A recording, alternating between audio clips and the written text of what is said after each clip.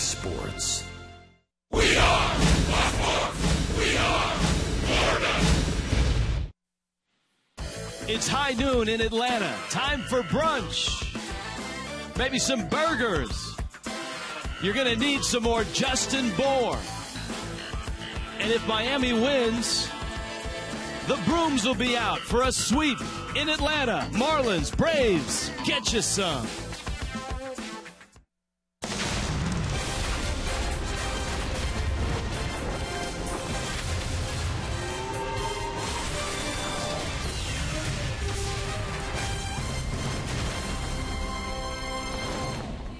It is an absolutely gorgeous day here in Georgia.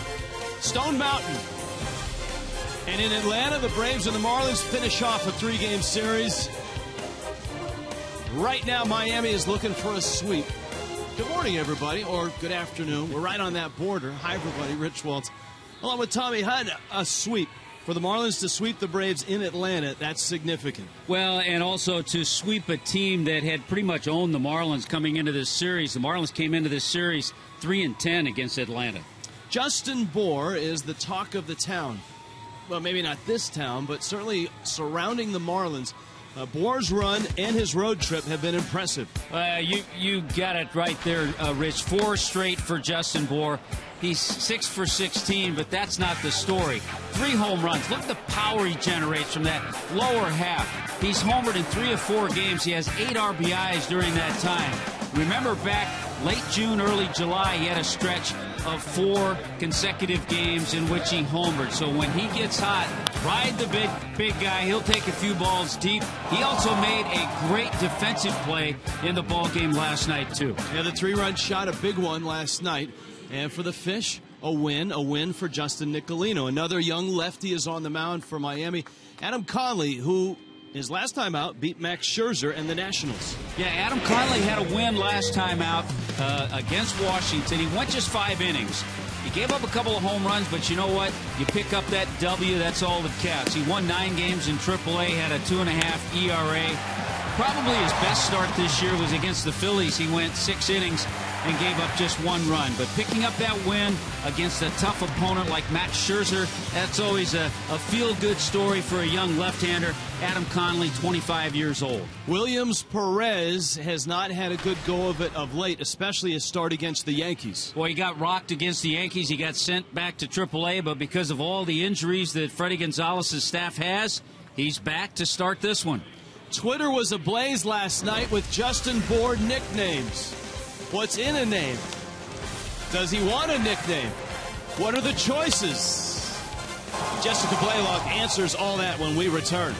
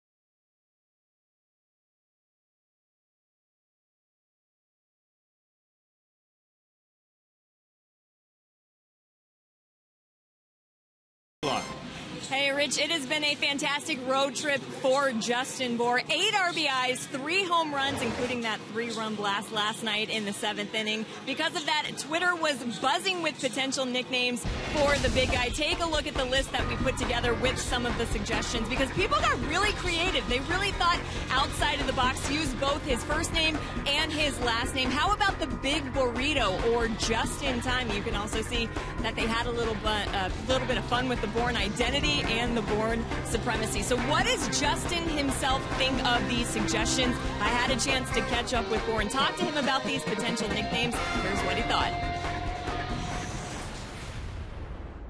First one, Bourzilla. Thumbs down. The Borbino. Thumbs in the middle. Cyborg. Thumbs down. Bora Bora. Thumbs down. Forget about that one. Thumbs down. Man, we are not having a lot of success so far. Boar Supremacy. Thumbs down. Bermuda Blast. That's kind of funny, but thumbs down. Oh, come on, that got a laugh. Thumbs down? Yeah, thumbs down. All right, what about Borakin? Like, release the Kraken. Borakin. No, thumbs down. Boar Mountain? No. That makes me want to go to Disney World. Right. That one makes me Game of Thrones, the mountain. But no. A Boar Gore. No. The Big Burrito. No. Border Bomb. No. Airborne. No. Porcupine. No. Boar Hammer. No. And I'm out. Yeah, so not necessarily a lot of success there, so keep those suggestions coming. We're going to find one for him, but like you heard him say, until then, Justin will be just fine. Well, can Bour deliver again today? It is the finale of this 3-game series against the Braves here in Atlanta. The Marlins are looking for the sweep, while the Braves are looking for their first win in 8 games. Rich Waltz and Tommy Hutton will have the call for you next.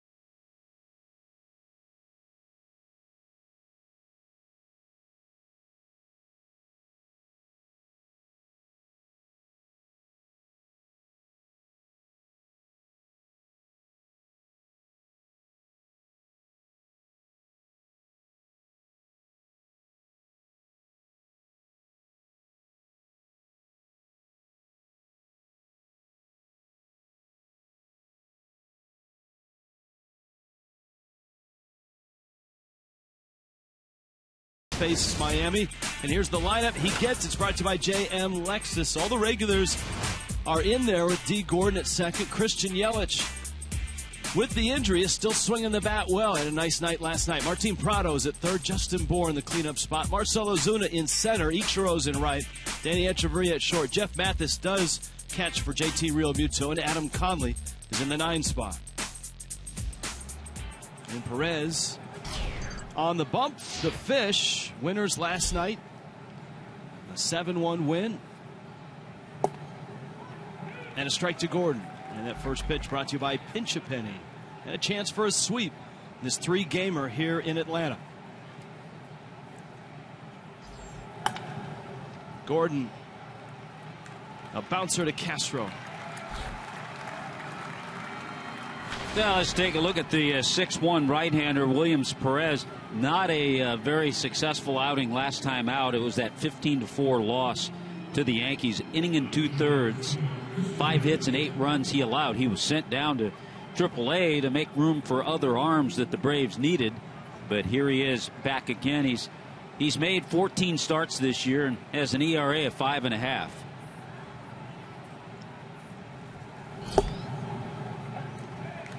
A strike to Christian Yelich. 3 hits in this series. A pinch hit in game 1. Last night a couple hits including a double. Yelich takes a breaking ball and fouls it into the seats. It is a weather day here, so a lot of kids are in the house. They had their big weather presentation about 9:30, 10 o'clock in the morning.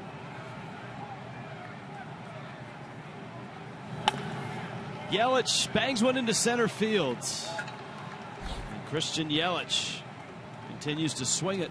4 hits for Yelich now in the series. Here's the defense for the Braves. Now we'll check out the Braves, brought to you by BMW. Adonis Garcia, Maben, and Swisher in that outfield. Hector Olivera making another start. Andrelton Simmons in the lineup today.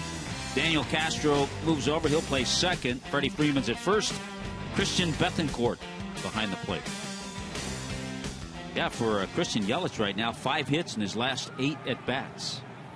His average up over 280. And here is Prado.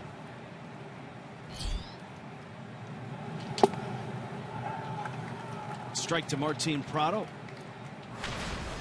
Last night, Prado had a base hit. He had 2 hits, including a big one on Monday night. An RBI double late in the game. Miami won that ball game 4-0. Lifts that one to center. Cameron Maben sidles over and makes the catch. And so with 2 outs, that brings up Justin Bour. As you saw at the outset of the telecast, for Bour, it's been an explosive road trip with the 2 long homers in Washington, and his home run here last night about 440 feet into the back of the Braves bullpen in right center field.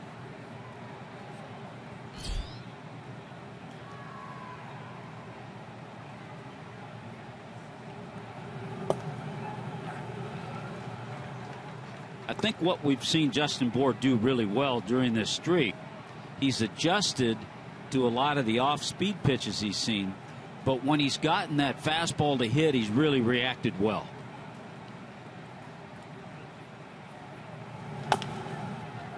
Little tapper, and Perez off the mound gets the out, and Miami is done in the first. We're underway. Lunchtime in Atlanta. Adam Conley gets the ball next.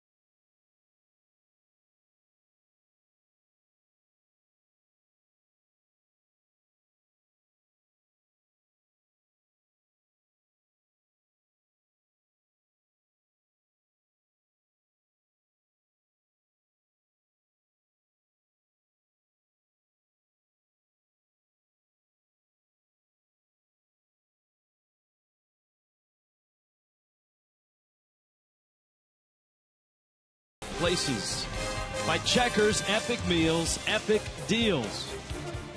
And by AutoNation, save on over 70,000 vehicles now. Visit us online at AutoNation.com.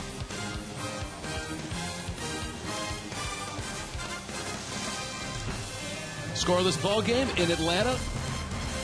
Bottom of the first. Even though they have different stuff, I think it's good for Adam Conley to see how Justin Nicolino worked some of these hitters. Cameron Maybin, Andrelton Simmons, and Freddie Freeman. Conley told Jessica Blaylock on Marlins Live, you see Maybin stand in, that being able to come up in the minor leagues along with a guy like Nicolino, very beneficial, because they've both had experiences that are very similar, from climbing up the ladder in the minor leagues and now getting to the big leagues at quite a young age and trying to figure it out in the starting rotation. He's 1-1 on Maybin. Maybin in a slide right now, and 0 for 18. And for Adam Conley, we've talked about it last year. He had to deal with injuries. He had elbow tendonitis. Last year, just 65 innings total, but made up for it with a terrific start in AAA this year. And a breaking ball, and it's good to see that early in the ball game. And Maybin strikes out. Here come the Braves. Now the Braves are scuffling. They've lost 14 of their last 15. J.M. Alexis brings you their lineup. You've seen Maybin. Simmons is back in after a couple nights off with a sore ankle. Freddie Freeman, Adonis Garcia, powerful bat, is out in left. Nick Swisher in right. Hector Oliveira, the Cuban slugger. Christian Bethancourt, Daniel Castro is at second base, and Perez hits ninth. And here's Simmons. The Marlins have not seen him the last two nights. He was a late scratch before game one. He has an ankle issue that every now and then will act up, and it has calmed down enough for him to start in this ball game.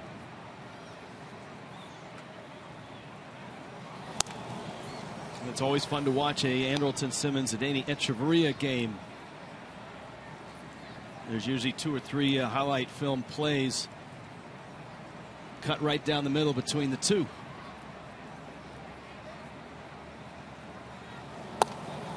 You talk about Simmons too. He's not an easy guy to walk. He's not an easy guy to strike out. Yeah, and on base this year, 331. That's up a little bit.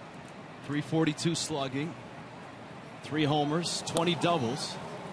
He swings and misses, and looks like Adam Conley not waiting for the second time around to start changing speeds. He's changing right now. We've seen a couple of starts where he's come out and primarily used the fastball the first time around, but he's used the curveball, he's used the changeup.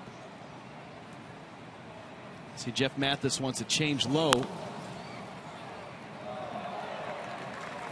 Had a hot smash and a nice play. Was that Mike Goff in there? It is. Take a bow. Very nice.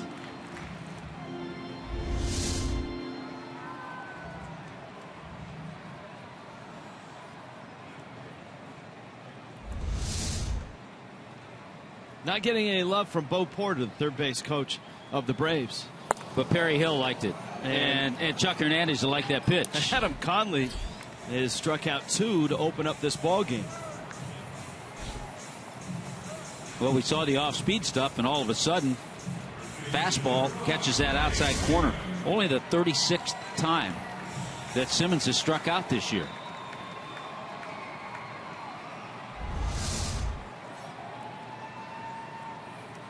Now Freddie Freeman. And Conley misses down low. Freeman a couple hits in this series. Odd to see Freeman on the disabled list, let alone twice this year on the disabled list.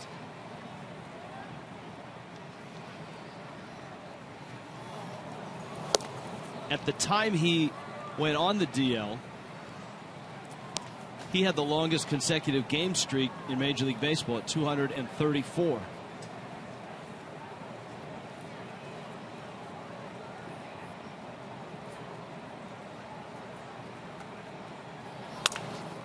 Broken bat, pop up, shallow left center. Yelich is on the spot. Man, has he got great range. A 1-2-3 first for Adam Conley.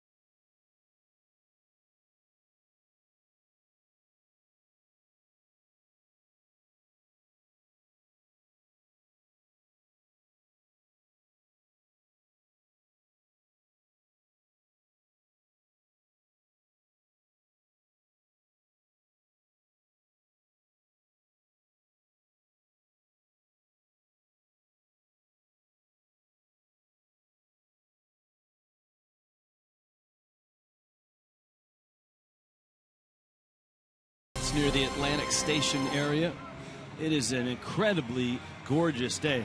This has been a great road trip for weather, and the weather is so nice it brings out the champ. Evander Holyfield, who we see here a lot, big sports fan. We see him at Braves games. He is here, day game on, appropriately, weather day at the ballpark. Marcell Ozuna with Ichiro and Adeiny Echeverria to follow. And a breaking ball misses in. Now Ozuna has doubled, driven in a run. Had 2 hits last night. And Tommy, he was originally in the lineup in right field with Ichiro playing center. Dan Jennings had Ichiro in center, Ozuna in that corner spot, and that changed probably about 25 minutes, at least the word we got, 25 minutes or so before first pitch. Yeah, I guess what we were told is that all of a sudden the comfort level is a little better for Ozuna in center right now and Ichiro in right. But the thought is, and you hate to think this, but if things don't go well for Giancarlo, and it looks like he might not come back if he doesn't, and hopefully he will after his rehab game last night, but if things don't go well, then I think we'll see Ozuna in right field. Marcell Ozuna played a lot of right field coming up in the minor leagues. He has that right fielder's arm. And I think if you talk to most scouts, most that we've talked to, they feel Ozuna's best suited as a right fielder. 2 balls, 2 strikes.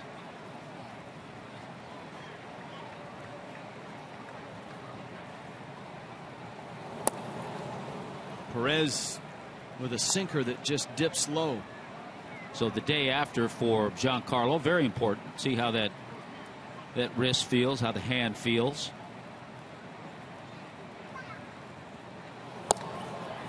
It's out, and Ozuna walks. Marlins are headed home, and on Friday night, it's the 6th annual Star Wars night. And it's the Mets in town. It benefits pediatric cancer awareness and is presented by State Farm. Get yourself a game ticket, an R2-D2 t-shirt. Post-game fireworks show. It's all presented by Rico. Just $25 to get those special Star Wars tickets. Go to marlins.com/special events. Tom Kohler against Jacob deGrom Friday night. Ichiro goes after the first pitch, pops it foul and out of play.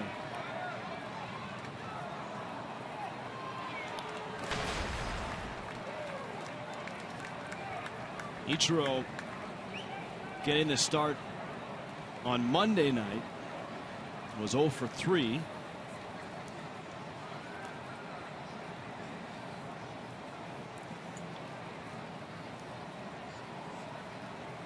Yeah, right now, if you go back the last 9 games for Ichiro, just 2 for 28. So he's had a little bit of a struggle going.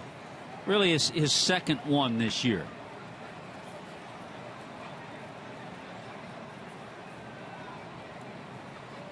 Not a big lead by Ozuna. And that's one of those where you don't dive back, you just fall back. Yeah, if you dive back, you're over in the coach's box. Over by Perry Hill.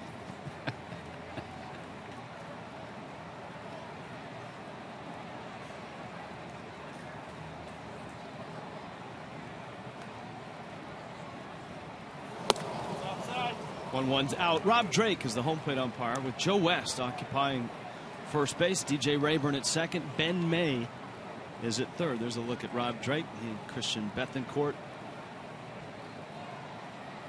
working together in tandem.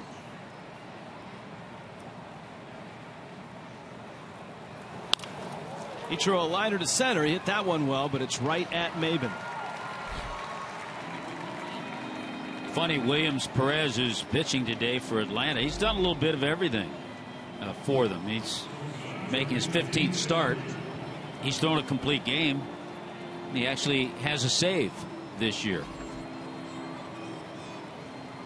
The odd thing about Perez is he was pitching well until he got hit in the foot with a line drive, and it put him on the disabled list. And ever since coming off the disabled list, he is nowhere near the pitcher that he was. In June, he was 3-0 with an ERA of 3.03. Yeah, and then he got hit in the foot, goes on the DL, and as you pointed out, in his 6 starts since coming back, he's allowed 35 runs over 6 games. That's an ERA of almost 10. Well, a big chunk of that was the 8 he allowed to the Yankees in an inning and 2/3. His start previous to that, he gave up 6 at Wrigley to the Cubs. But then again, who's not giving up runs at Wrigley to the Cubs these days? They had another win last night. Beat the Reds 5-4. Kyle Schwarber with the big blow late. Speaking of that, how about the Nationals and how they lost last night's game again in St. Louis on a walk-off home run by Brandon Moss. A 3-run home run. Echeverria bunts, and it lands between the two. Ozuna got a late start, and he ends up at second with a dive. Echeverria on his way to first has done something to that left leg. You can see him holding the back of the leg. Boy, he pulled up about halfway. You could see him grabbing the back of his left leg just above the knee. It's going to be a base hit.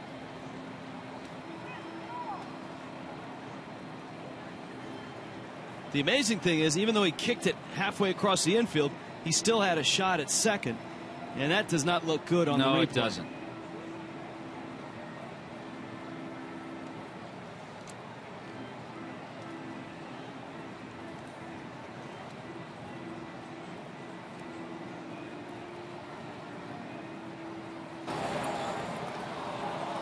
You see Ozuna entering your picture, and he ends up getting out to second.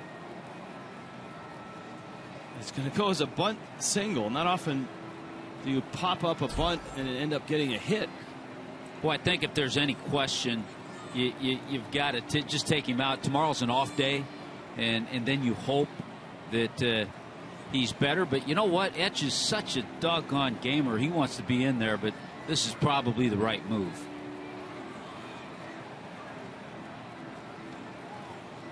So Miguel Rojas will pinch run, and he'll stay in and play shortstop.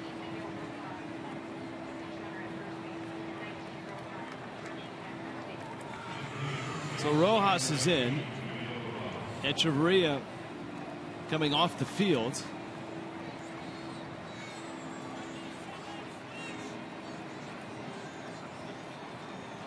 And here is Jeff Mathis.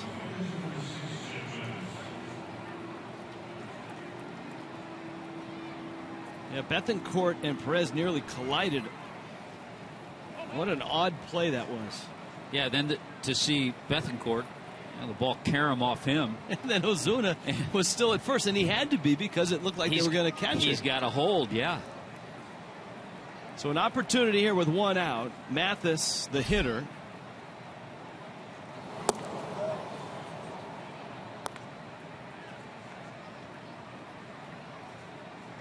Echeverria still in the dugout.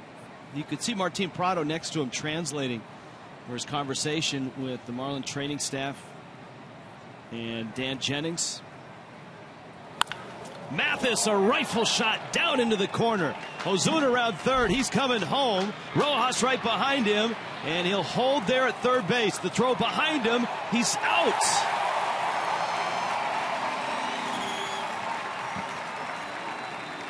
Miami gets a run, but a costly out at third base. This is always tough for a runner, and keep in mind Rojas just came in the game. He's going hard. As he approaches third, he thinks he's going to be waved home because he has that play in front of him. So he's thinking about scoring. So you want him to round it hard. The Braves pull it off perfectly. Good pick by Garcia. And they throw to third. And it's just a tough play. There's really no blame there. Lenny Harris decides not to send him, and their throw is perfect. See, watch Lenny now. See, so he didn't get the stop sign till a couple of steps past third. He puts on the brakes and then has trouble getting back.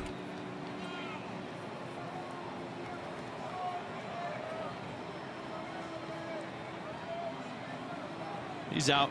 No review. But in the meantime, nice hitting by Jeff Mathis to bring home the first run.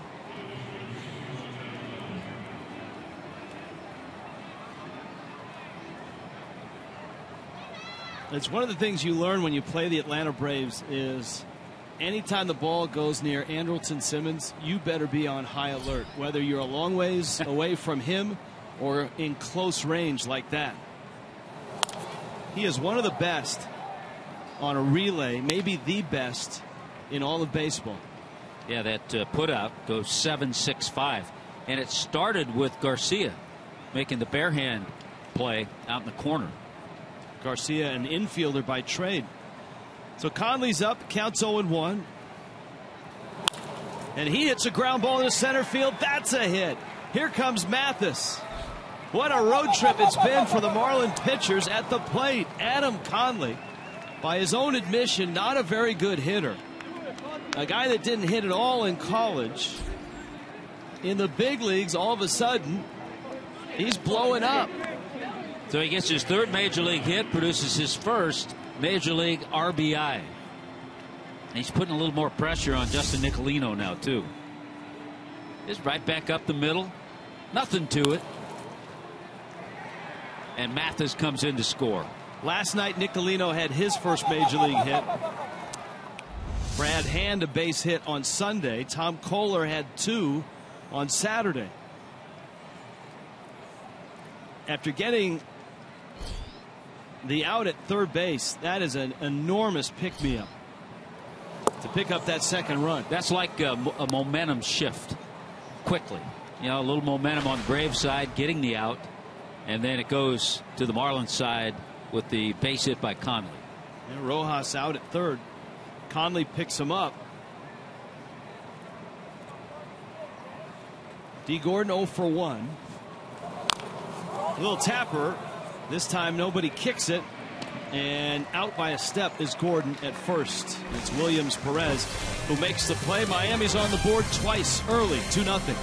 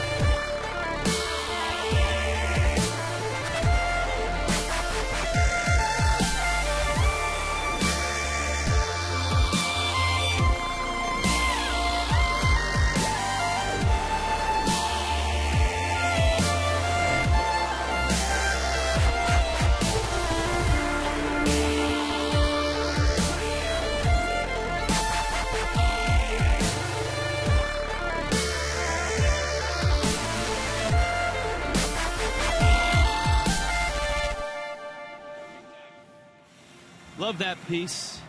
That was shot, most of it in spring training, using our Phantom cameras. And the Fox Sports Florida marketing people put that together with the music. Very nice. Into the bottom of the second, Adam Conley sees Adonis Garcia, Nick Swisher, and Hector Olivera for the Braves.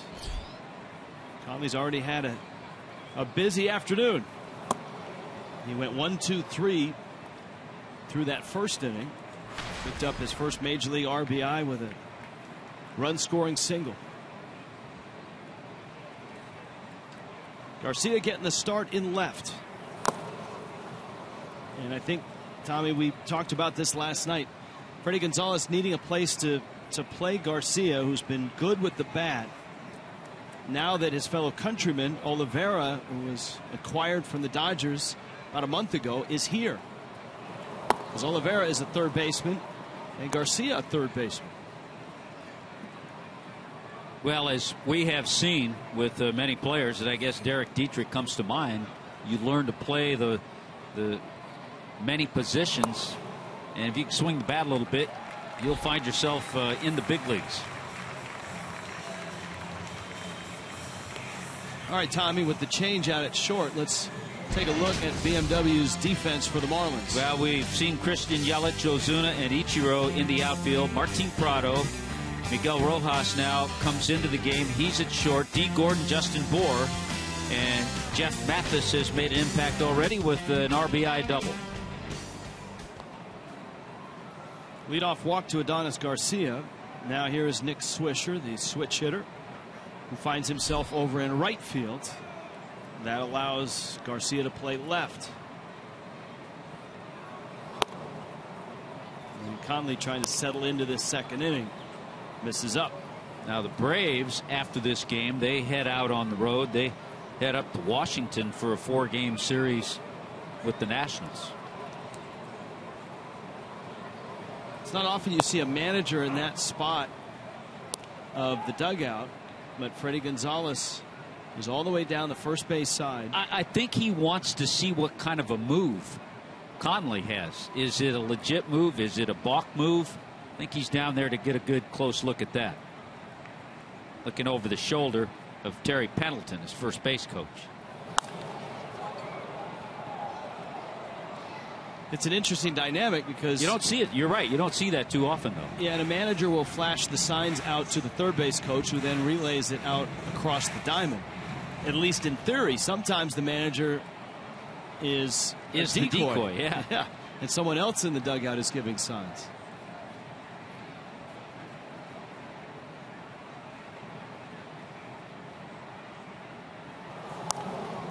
1-2 pitch is fouled back from Swisher. We saw Swisher when he arrived here in Atlanta early in the month, and then last night an 0 for 3. Be interesting to see if he's an Atlanta Brave next year. Maybe he plays the role that Johnny Gomes played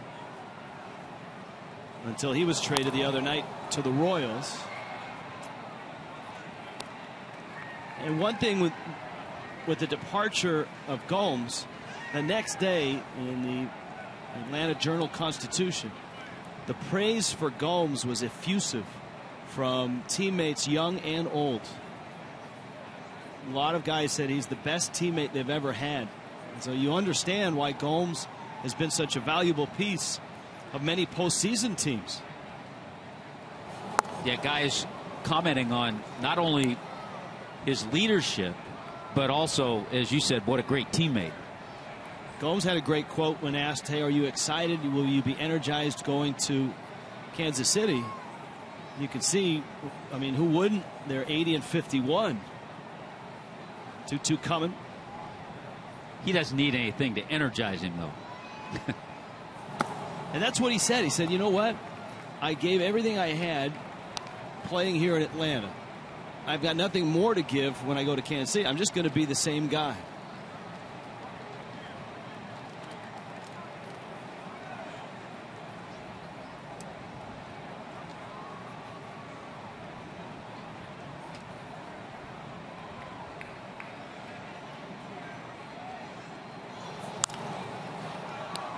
Down the right field line, Ichiro giving chase. And it's in the seats. And it stays 3-2. But the Braves certainly are listing heavily to the left or right, whichever direction you want to choose. They've dropped 14 of 15. Their earned run average collectively in those 15 games is in the upper sixes. Yeah, they've lost 7 straight. And they've had trouble for the last 2-3 weeks when they get down early. Into center, Ozuna has to play it on a hop. And the Braves have something going here in the second inning. 9-pitch at bat, and Nick Swisher ends it with a single. Yeah, he's been that kind of hitter his whole career. Very patient, good on base, good battle there, and a little good bit of base running by Garcia, I thought, because Ozuna gave you a decoy as if maybe he's going to catch that ball, but Garcia picked it up right away and got to second. Now Oliveira, who made his major league debut last night, a nondescript 0 for 4. But a guy that certainly made his mark in Cuban baseball, and big things are expected of him.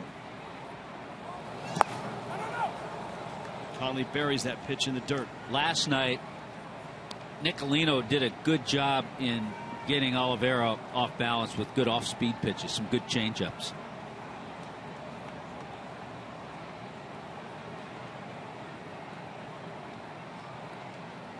Nicolino win last night. 7 shutout innings.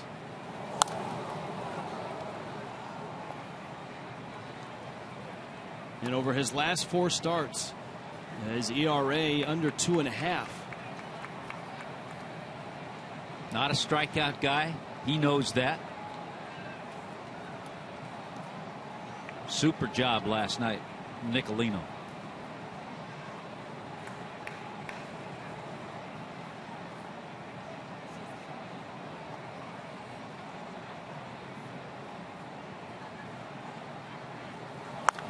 Oliveira turns on it. The scouting report on Oliveira reads in very similar fashion to some of the Cuban sluggers that have entered the big leagues in the last 2 or 3 years. Jose Abreu, Jonas Cespedes, Yasiel Puig. And that is big time power to center and to right center. For whatever reason, a lot of those Cuban sluggers have great power to the opposite field and a big swing and a miss and a breaking ball. Conley gets a strikeout. I think it's also something over the years you've noticed from the kids from Latin America, the Dominican kids, the kids from Venezuela. It's the way they're taught, it's the way they come up. But you get a Latin kid, and most of the time they can hit the ball well the other way.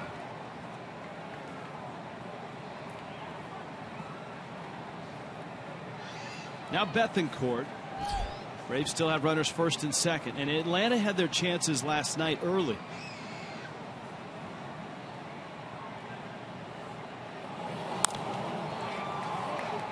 Pop to shallow right. Gordon's out, and D. Gordon makes the catch. 2 outs. Everybody holds. Marlins on social media. Several ways to connect with Marlin fans. Go behind the scenes with Fox Sports Florida. Follow at Fox Marlins on Twitter and Instagram. And if you go to marlins.com/connect, there's a full roster of Marlin players on Twitter. Last night was a fun night for a lot of reasons. The open mic night with the Braves broadcasters. The emails and tweets last night were terrific. Flooded late by the suggestions for Justin Bour's nicknames. Hope you saw Jessica Blaylock both on Marlins Live and at the outset of our telecast with a snippet of her conversation with Bour, who wasn't all that thrilled with all of them. Kind of nonplussed. Jess, was there any that warmed his heart or that caught his attention?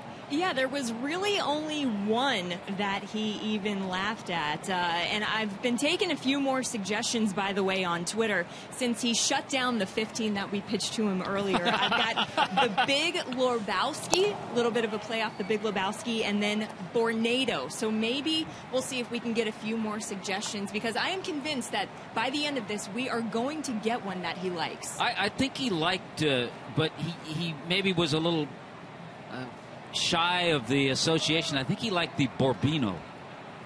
Yeah, there was only one that he even gave a little bit of a laugh to. So we're 0 for 15 right now, though. You sure that wasn't the... Hang in there, Jess. Everybody goes through that long 0 for. We'll do our best, right? You sure it wasn't the big burrito?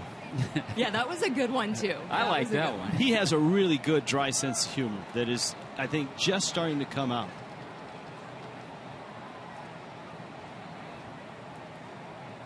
There were a few that suggested the mighty boar, the takeoff of Thor. I think that nickname's already taken, though, right? Is that Noah Syndergaard? Syndergaard. Back to the screen.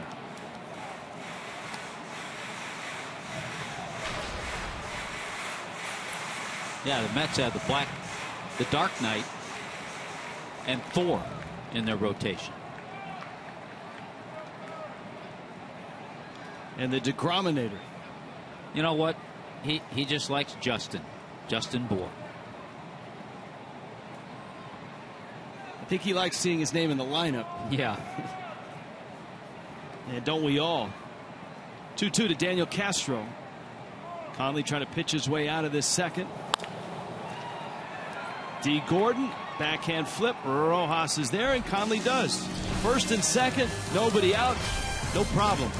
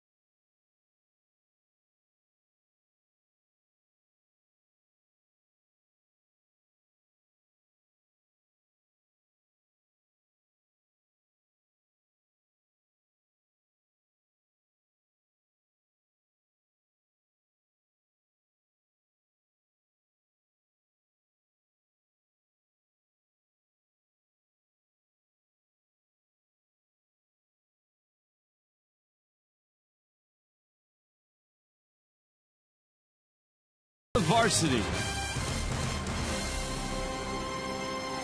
You got to stop there. What do you have? What do you have? What do you have?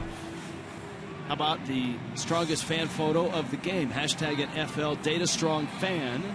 It's brought to you by T-Mobile. And maybe you'll get a burger from the Varsity at the same time. Rich, have we asked Derek Dietrich how many times he went over to the Varsity?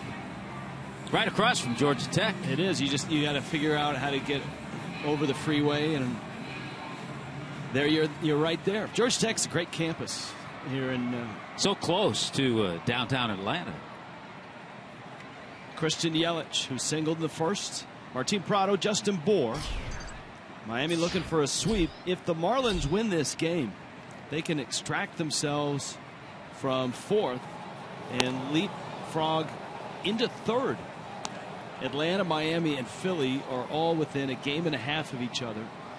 A long ways back from the Nationals and the Mets.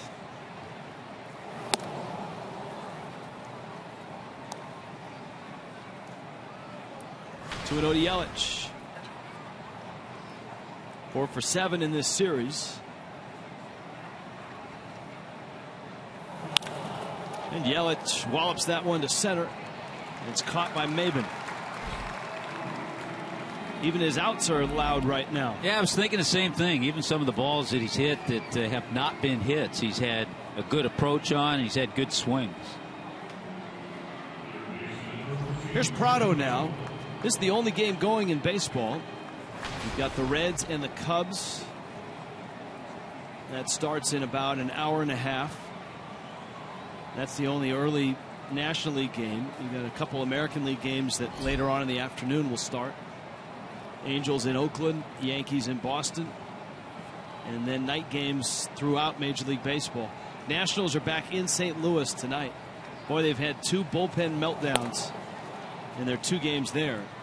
You talked about the walk-off home run by Brandon Moss. Yeah, that was against Casey Janssen, but it was an inning from Drew Storen, and he gave up a hit and a couple runs. So his struggles continue. Good pitching matchup in St. Louis. Scherzer against Michael Wacha.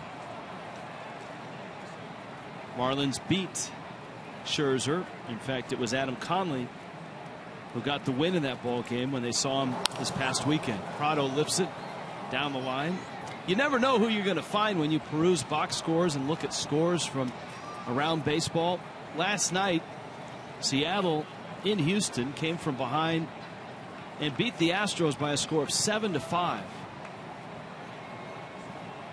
And there were a pair of Logans that started that one. A pinch hit homer by Logan Morrison, 2-run shot. That was in the 8th. And the winning pitcher in that game, Logan Kensing. How about that? I looked at Logan's numbers in AAA for Seattle. They're very good. So getting some games in with the Mariners. Mariners 9 under, though, out of that race in the West. Always a good part of See, Logan and JJ. Yeah, Dolphin Harbor, there they are. Those are the days.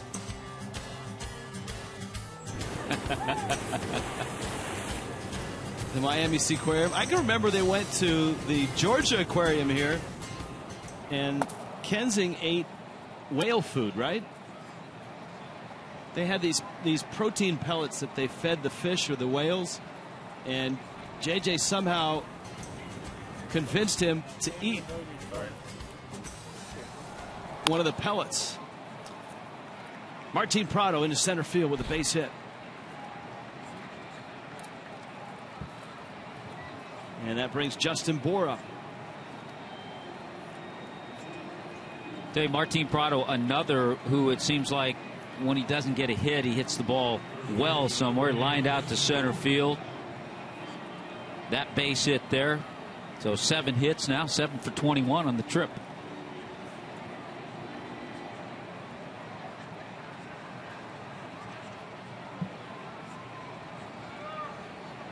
Here's Bour now. And a breaking ball misses. Miami has 5 hits to go with 2 runs.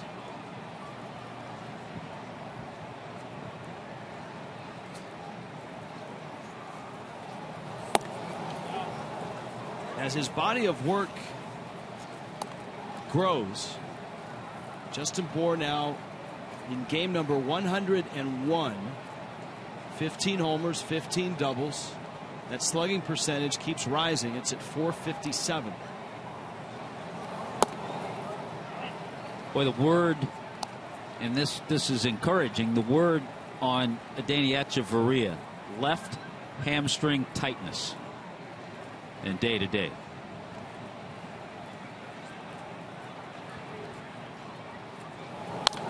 The league average for slugging percentage is .396.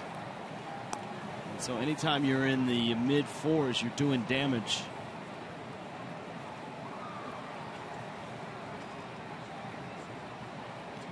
This is the first time we've seen this much of a shift from the Braves. Well, they might want to put a guy out in the bullpen. Or he hit it last night. Has a roving outfielder. You know, it all started for Bohr in spring training when Frank Menachino convinced him he's got to be able to drive the ball to left field. That has helped dial him in all year. He had a lot of hits in that direction to start the season. He was good as a pinch hitter, and it's amazing how you get to stay on a 25-man roster and play when you're not a regular, and Bohr certainly wasn't a regular. But by hitting in the pinch, hitting off the bench, that bought him a few starts. You could see the power, and he had some big home runs. Michael Moore struggled, and Bohr stepped right in. Yeah, the frustrating part about that, and I'm sure it was for Michael Morse, he had a great spring. Morse did.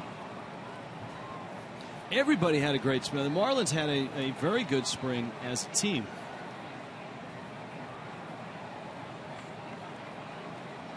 Third full count now for Williams Perez, so his pitch count getting up there. Prado away from first, and he's running, and Bohr pops it out of play.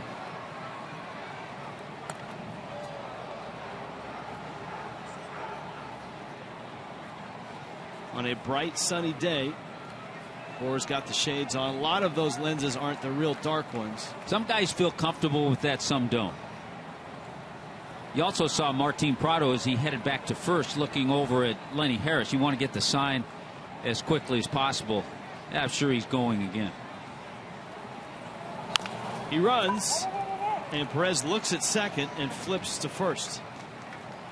Because of the shift, there wasn't a shortstop to come from that spot to get to the bag. Watch where Simmons has to come from. So Simmons is over on the second base side, and with Martin Prado on the move, there really wasn't a play at second base. You could hear, I believe it was Bethancourt yelling to his pitcher. So Bohr twice has bounced to the mound. Here's Ozuna, who walked in the second. Chance to pick up another run. And Ozuna off the end of the bat sends it Castro's way. And the Marlins are done in the third. 2-0 Miami in Atlanta.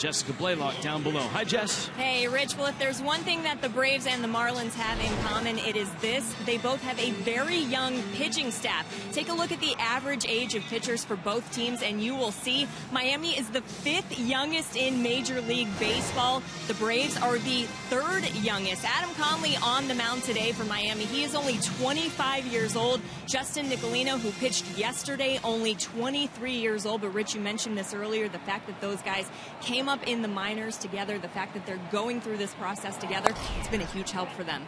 It really has. I enjoyed your chat with Conley, which you recorded last night. Before tonight, or before today's game, we were able to hear it.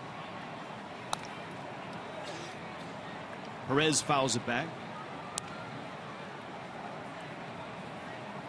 Dan Jennings with 4 lefties in his rotation.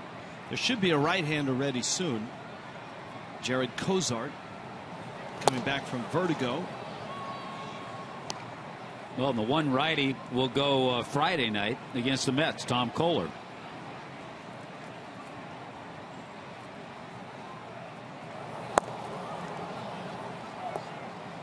It's amazing. It's September 2nd, and the Mets have a 6.5 game lead in the East.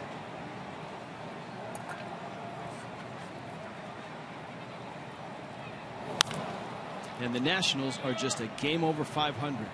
Mets in Philadelphia tonight.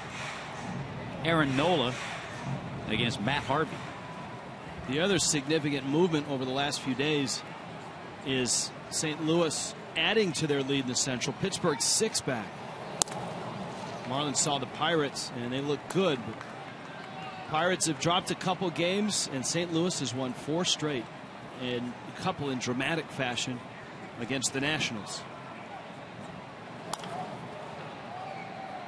Williams Perez allowing us to talk about the National League West. Well, yeah, he's allowing us to talk about the Dodgers stretching their lead a little bit. A couple of wins against the Giants, a 2-1. Great pitching matchup last night.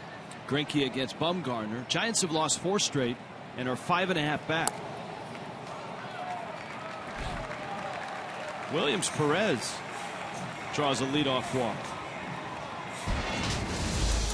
Saturday spectacular with that Mets series.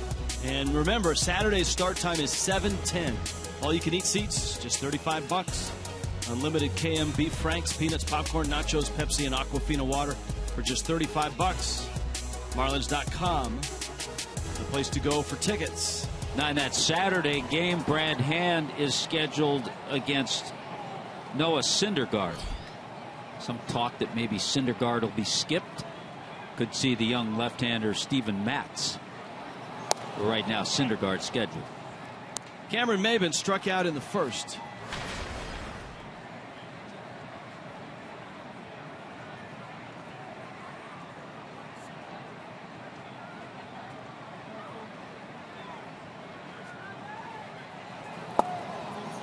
And Conley misses in. Conley has not been great on first pitch strikes.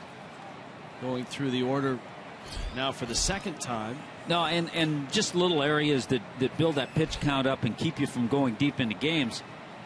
The pitcher, Perez, 3-2 count, fouling off pitches, and then finally drawing a walk. Had just 3 of 9 first pitch strikes. There is Perez. He does have 3 strikeouts and a walk.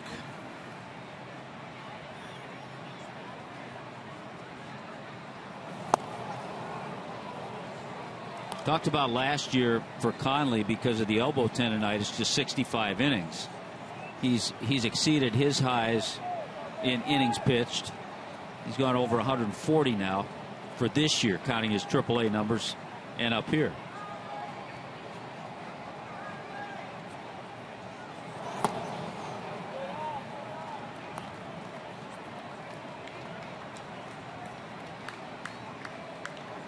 Marlins waiting for Giancarlo Stanton to swing the bat today to see how he feels.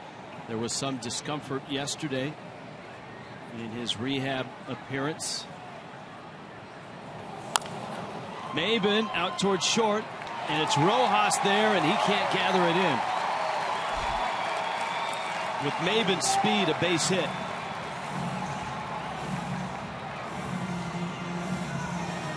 Boy, Cameron Maybin snapping an 0 for 19. It's going to be a tough play. But I think a pick and a throw, and Rojas gets him, but it would have been close. And it's a do or die. Once you come in, you can't play that big hop. You have to just take what you get. And Maybin will take the base hit. Rojas in the game, and Denny Echeverria left with tightness in his hamstring. Conley's right back in the spot where he was in the second. First and second and nobody out. He got out of that jam, but he gets Simmons, Freeman, and Garcia. Maybe a better trio for Freddie Gonzalez to drive in runs. Conley was down at the bottom of the order when he escaped in the second. Off the end of the bat, little trickler. Gordon has it, tags, spins, throws, got him! It's a double play. Now wait a minute, Maybin out at second is saying that he's safe. The Braves are going to look at it. D. Gordon swiping the tag and then throwing to first. Maybin's not budging. Yeah, he's saying that he wasn't tagged. Let's see. Hard to tell there. From that angle, it doesn't look like he did tag him. Is he out of the baseline? But did he stay in the line? He's got 3 feet from the base path that he establishes.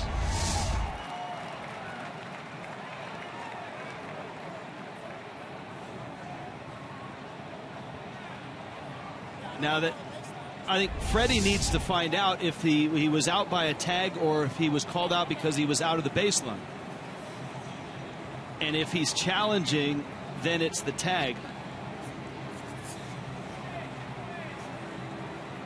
Maybin and Gordon right now are discussing it. Now they're looking right now at sort of CSI. This looks like a little CSI episode, yeah. CSI Turner Field, trying to determine the path. Gordon is saying it's way out. Maybin is saying, no, I was right here. Gordon said, no, you were there. But you know what? That's not reviewable. The part of this review that they're looking for is the tag. Going out of the baseline, I don't believe is reviewable. And so if he didn't tag him, Maybin, you suspect, is going to be safe. Yeah, and I don't think he did. We've seen a couple of shots on the big screen here, and it doesn't look like D. Gordon tagged him.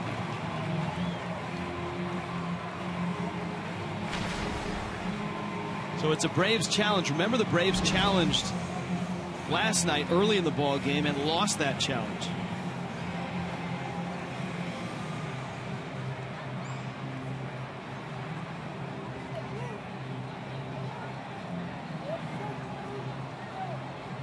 From the replay, it looks like he did not tag him, so he's safe.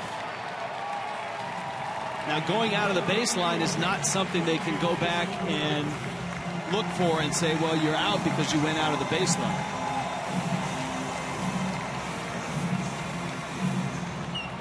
So it will just go as a 4-3 putout and no double play. And you've got a dangerous hitter in Freddie Freeman up. Yeah, we've talked about Freeman this year over 350 with runners in scoring position. Over the last 4 years, right around 320. Another look from this angle. Gordon swipes.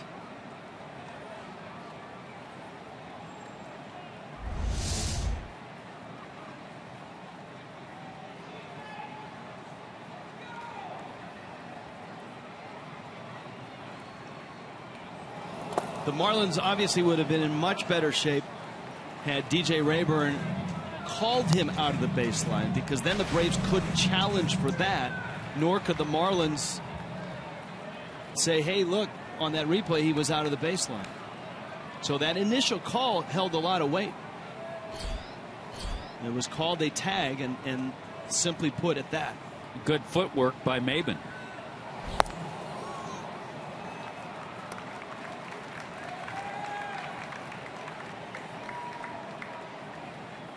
And all of a sudden, too, a lot of pitches for Adam Conley.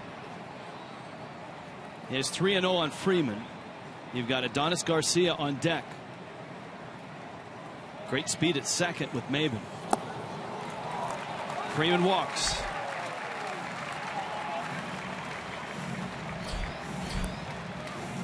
You can see the split. Finding the plate has been an issue. And the pitch count has climbed. Yeah, and with the 19 pitches, just 1 out.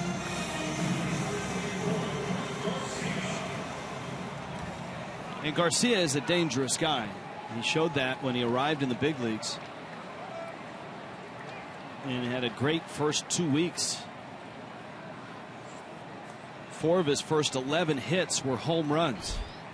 Infield looks for 2. And it's fouled back. And the note that arose was ironic because of Brett Butler's presence on the Marlins staff. All of his homers, his first 3, were go-ahead homers. And according to Elias, the last Braves player to do that was Brett Butler, of all people. To center, Ozuna over there, makes the catch. Tagging at third and coming towards the plate is Perez, and he is safe.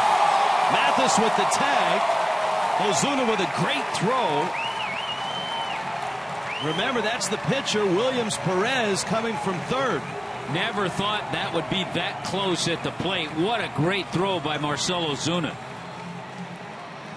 And he knew that. He knew that the runner was the pitcher. Gets a little momentum behind him. And just a perfect throw. Good job by Mathis to stay there, pick the throw. The throw's on 1 hop. He's got to reach up for it. That little bit is what cost him the out. If the ball stays down, maybe a better chance.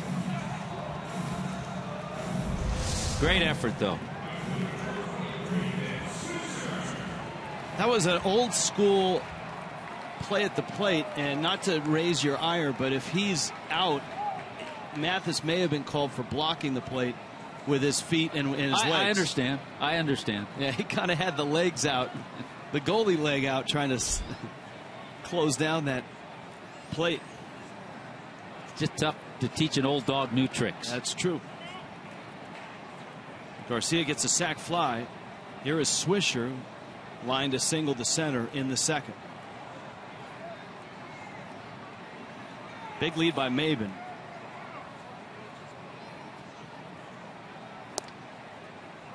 And a strike to Swisher.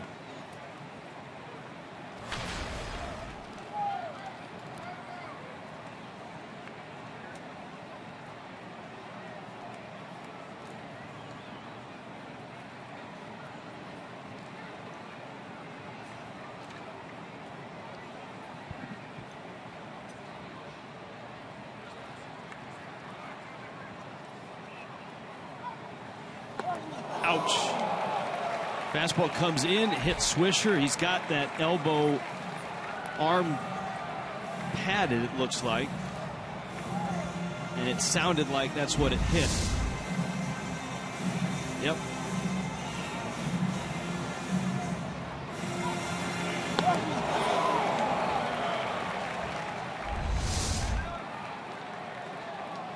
And so Conley is wobbling right now here in the third. He's still on top. Miami up 2-1. But here is Oliveira looking for his first major league hit. He is 0 for 5.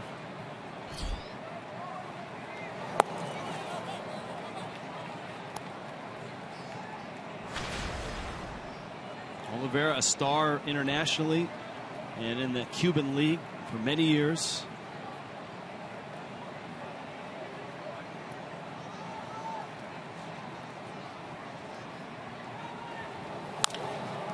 Tapper in the hole, into left, a base hit. Freeman coming home. Yelich's throw to the plate, and he's in there.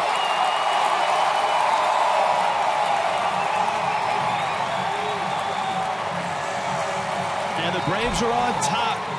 Hector Oliveira's first big league hit is a 2-run single. Well, he makes it pay off, putting the Braves ahead. And this inning has just gotten away from Adam Conley. A seeing eye chopper. He was fooled on a pitch. It was a good pitch. With Prado diving, the ball gets under the glove of Rojas. And 2 runs come in. Good throw by Yelich. Very close.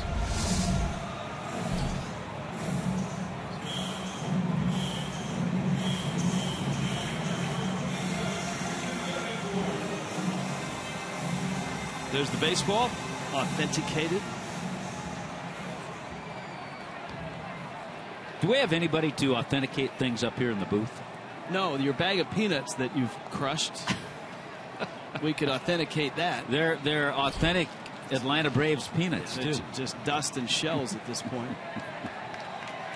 Now Bethancourt.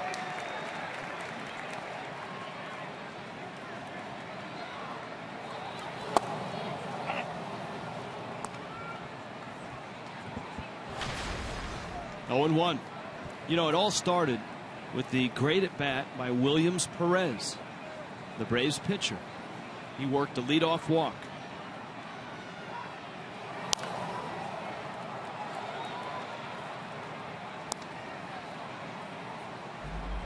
"64 pitches in, 2 stressful innings as well, the second and now the third.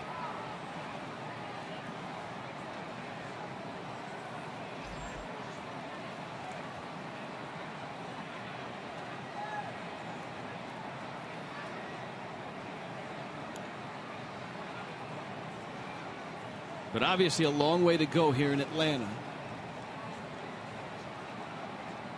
A Braves bullpen that has been chewed up in the last week. A Marlins pen that has pitched quite well despite having pieces leave at the first of the month. And the way this game has gone for both teams, both starting pitchers, the bullpens will come into play.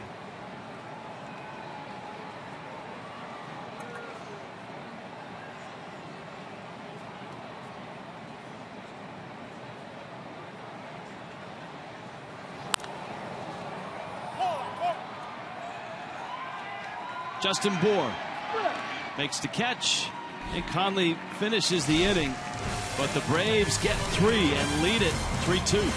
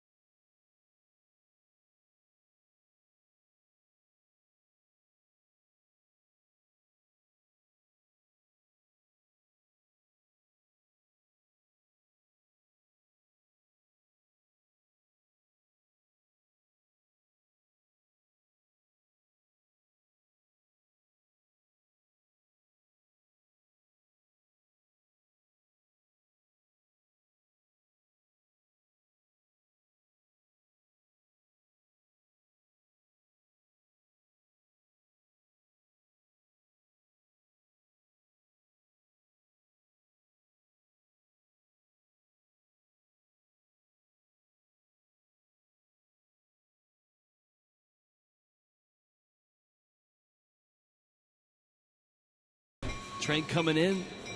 Stone Mountain. This copyrighted telecast presented by the authority of the Marlins may not be reproduced or retransmitted in any form. Accounts and descriptions of the game may not be disseminated without the express written consent of the Marlins. Don't miss the train, Tommy. And past the caboose, you can see, there it is, Stone Mountain. I always loved trains. I think it was because my father worked for the Southern Pacific Railroad for over 40 years. Very nice. Well, a new ball game, certainly. And Williams Perez was right in the middle of it, getting the leadoff walk and then scoring at that close play at the plate. And Miami will try to bounce back. Ichiro, Miguel Rojas, and then Jeff Mathis. Yeah, 29 pitches for Adam Conley. That'll be interesting to see how Williams Perez reacts, running the bases, long time between innings. See how he comes back here in the fourth.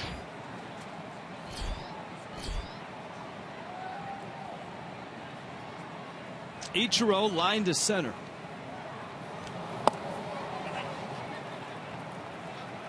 Which is a good sign. In his earlier at bat, we talked about this slide that he's on. He's 2 for his last 29.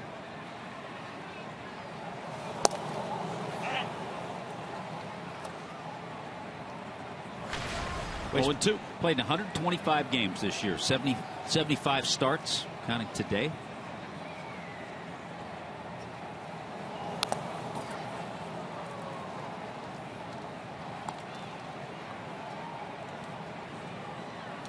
Oh, and 2.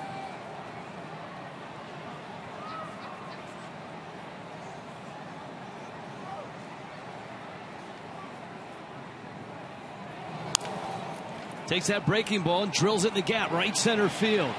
And it nestles in there for a hit. Checks up nicely. Ichiro's got a double, and that was a good sign, Tommy. He's hit the ball twice very hard tonight. Yeah, that's interesting, too. You know, they shade him, certainly most teams do, in the left center. But when you leave a breaking ball, an off-speed pitch in that area, Ichiro's able to pull it a little bit, gets it into that right center field gap. 2,926. So Ichiro another hit closer. That's double number 5 to go along with 6 triples this year. And a good start to the fourth.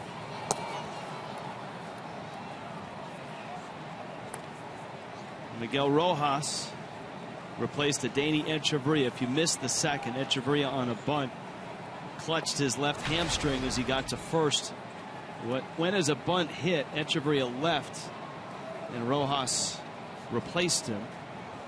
Left hamstring tightness is the word from the clubhouse day to day on Echeverria. Rojas trying to shoot one to the right side, fouls it off.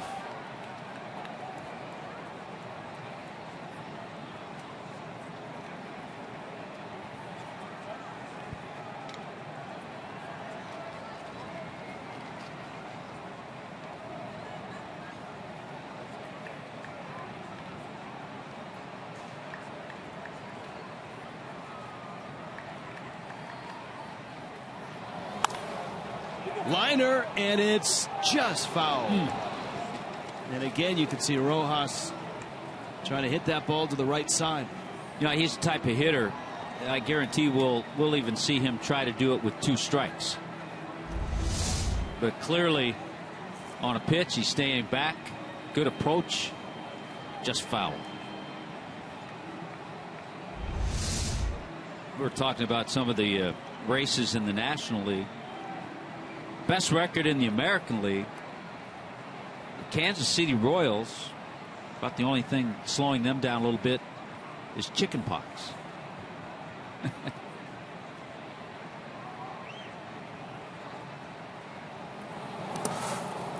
Got a couple of players that have come down with chicken pox.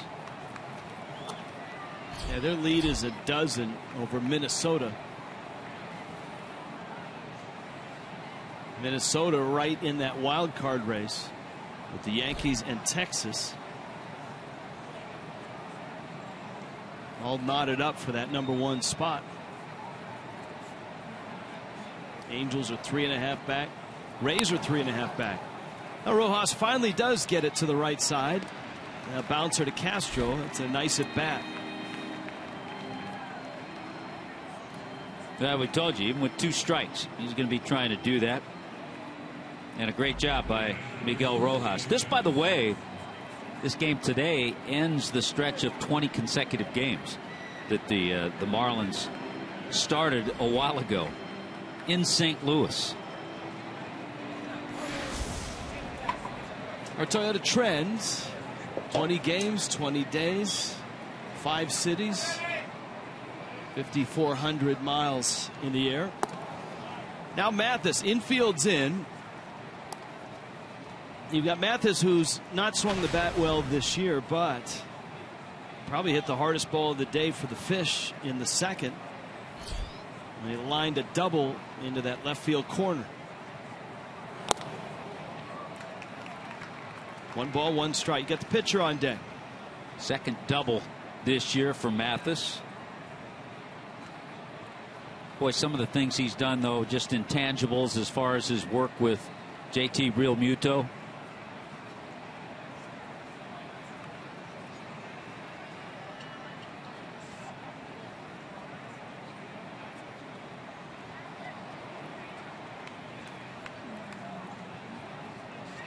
Ichiro's at third.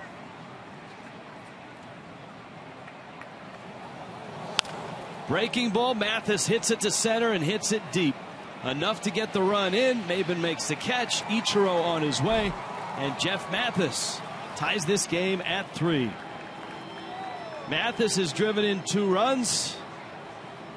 And that's nicely done. The double, the ground ball to the right side by Rojas, and a sacrifice fly. And it's 3-3. That's some good baseball right there. Double. Rojas got him to third. And Jeff Mathis provides the sac fly.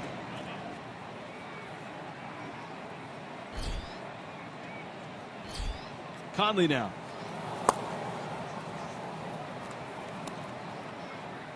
Adam Conley, an RBI single back in the second.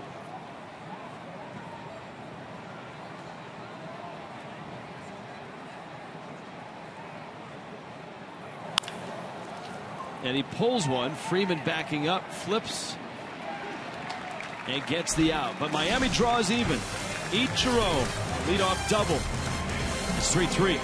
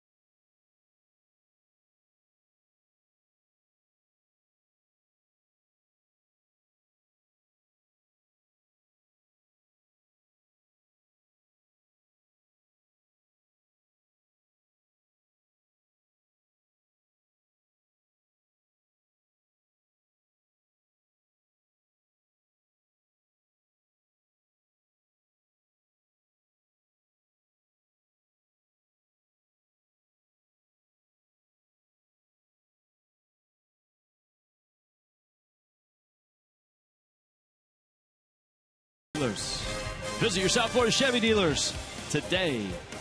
And by Checkers Epic Meals, Epic Deals.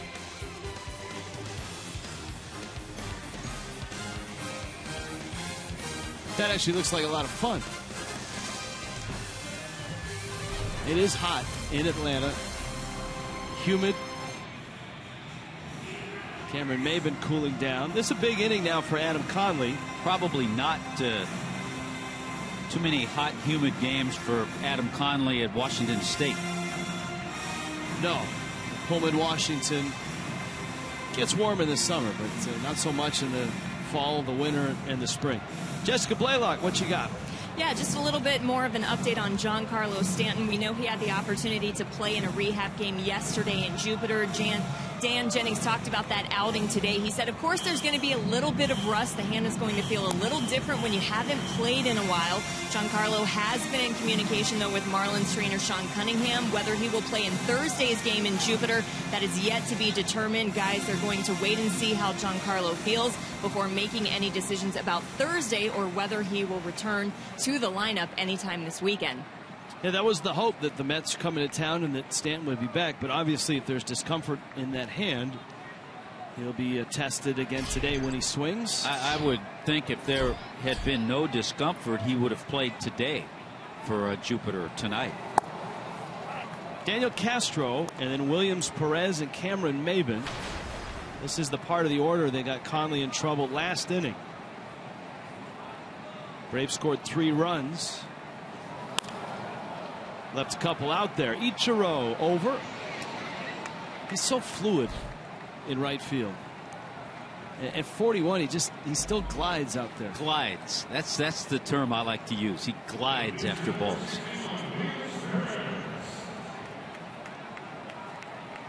If you ever have a chance to watch the Marlins take batting practice, Ichiro oftentimes will take fly balls off the bat. And many times he'll have fun and do a lot of the trick catches, like put his glove behind his back and bend over and still catch it in his glove.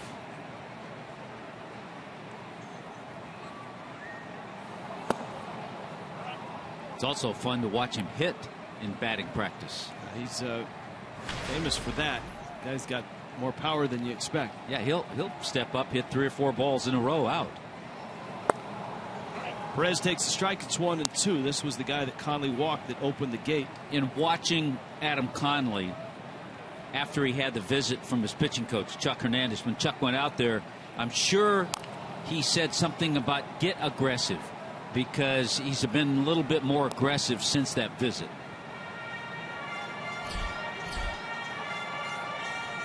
That's your Braves box score. Hector Oliveira's hit was a big one. His first major league hit and a 2-run single.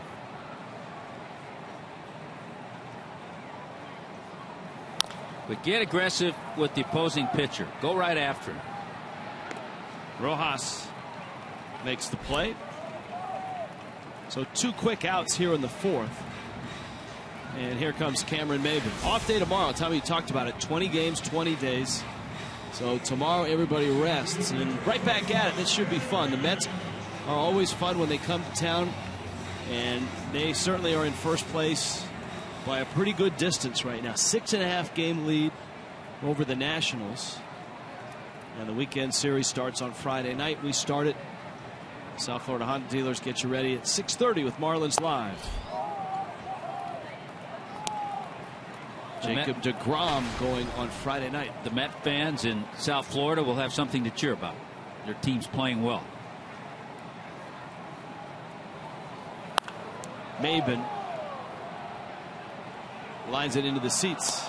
That guy was out there all by himself. The ball hit and caromed almost right to him. So he's saluting Perry Hill right there for positioning him correctly.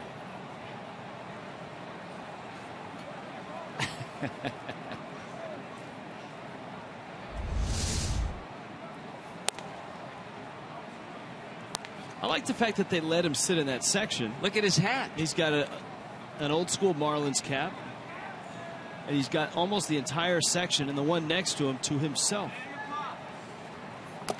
That's his zone rating, those 2 sections. Yeah, his UZR is off the charts. 3-3 Marlins and Braves.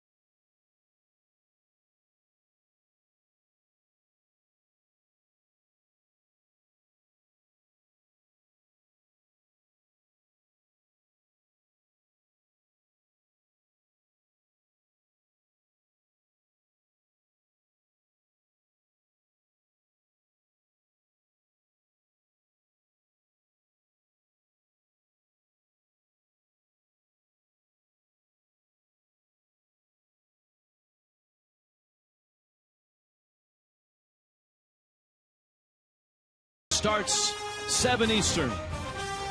Jim Harbaugh's back at Michigan, and Michigan's on the road against Utah. Only place you can see it on Fox Sports 1, and it streams live on Fox Sports Go. Get your khakis ready, Tommy. Maybe I'll put them on tomorrow for the off day. You'll walk around the house in khakis. Coach's shirt, whistle. Now I'll have my usual shorts and flip-flops on. Relaxed off day. Here in Atlanta, 3-3 ball game. Miami going for the sweep. The Fish winners on Monday night and last night. 4-0 on Monday. A 7-1 win last night. The Braves are having trouble scoring runs. And Williams Perez gave up 2 runs early. Braves took a lead. Marlins just tied it. Perez has the top of the order coming up. Gordon, Yelich, and Prado in the 5th. First game out of the chute on a busy Wednesday in Major League Baseball.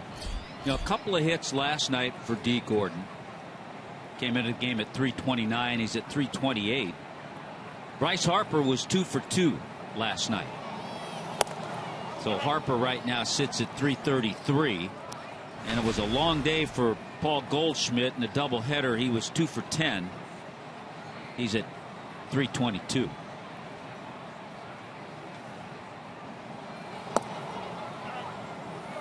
A strike to Gordon, who's bounced to second and bounced back to the mound. D. Gordon is going to enjoy the day off tomorrow.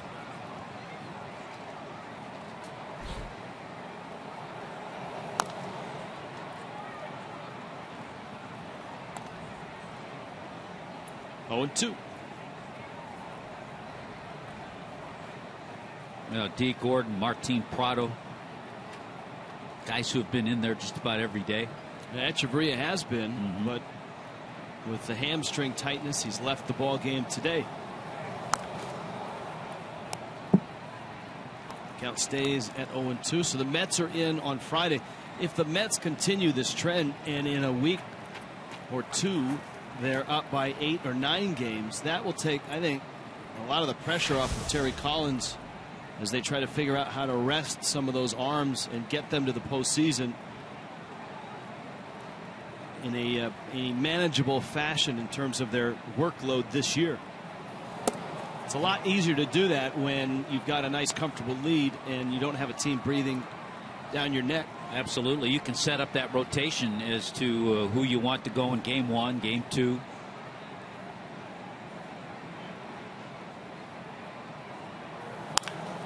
Gordon rips it into right field. And so D's got a hit.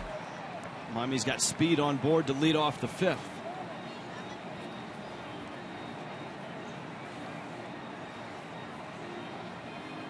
Our Geico moment.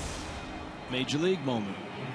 Giants shortstop Johnny LeMaster becomes the first player to hit an inside the park homer in his first Major League at bat. And that was off your buddy Don Sutton at Candlestick Park. I wonder if Sutton remembers that. My guess is yes. You could talk to him about at bats. Yeah, I bet he does too. LeMaster was a lanky shortstop for the Giants in the late 70s. Kind of a guy, he could pick it. Yes. But a guy who didn't look the part, I guess the best way to put it. And I think Giant fans always wanted him to hit 300, and he was never going to do that. But you're right, he was a very good defensive shortstop.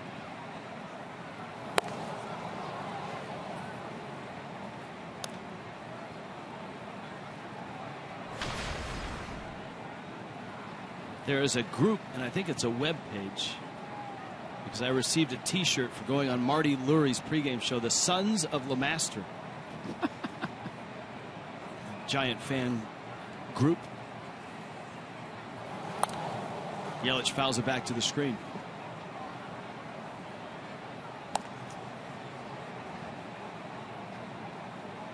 Marlins are very pleased to see Yelich not only in the lineup, but as sharp as he's been at the plate. He's been spraying line drives around. He lined to center in the third, singled in the first.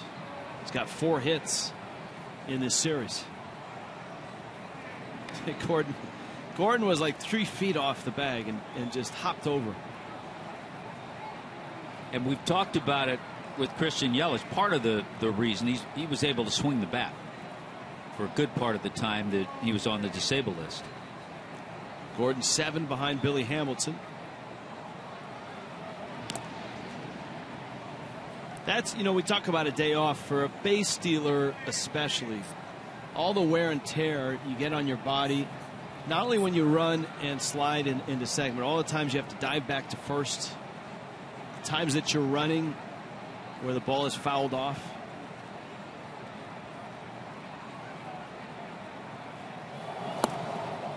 Yelich swinging and missing at a changeup. A couple of times, and it's good to see Yelich's approach here. A couple of times he knows he has that hole over on the right side. Looked like he's tried to take a shot there.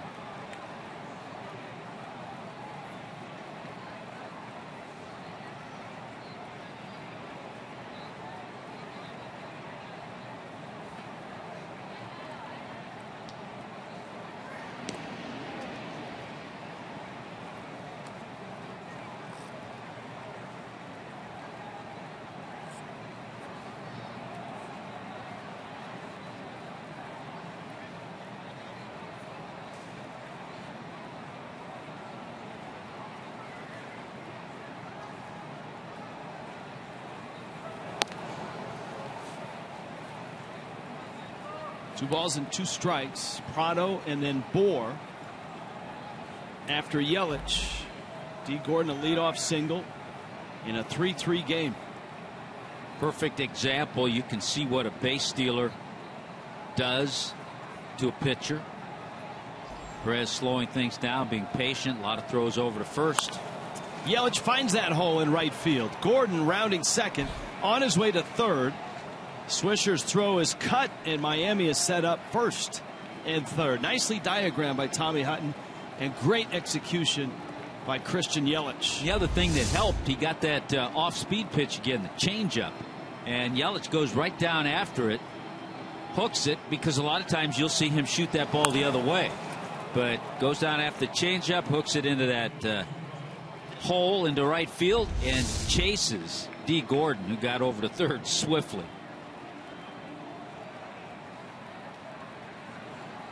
With this little surge, Yelich is now hitting .284.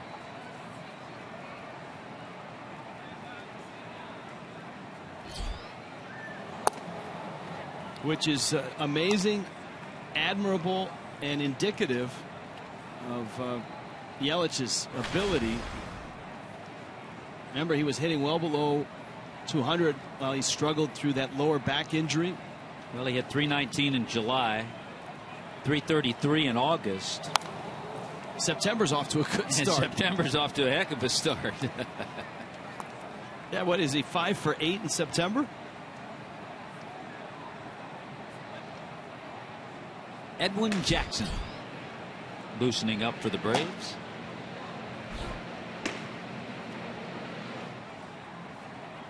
Martin Prado's flied out and single.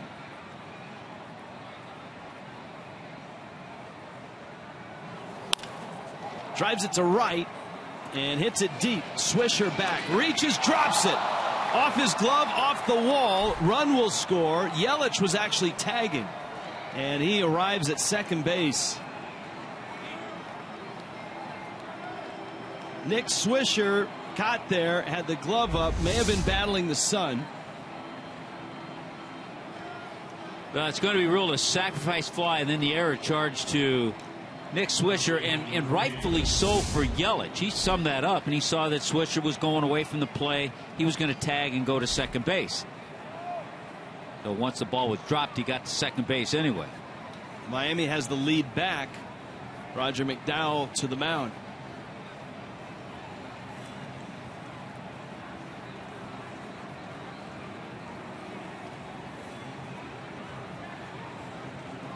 And he's buying time it appears, for the Braves to give Edwin Jackson a few more tosses as he quickens his pace in the bullpen.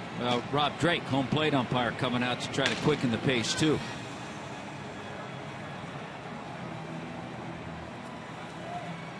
And that brings Bohr up with runners first and second and nobody out.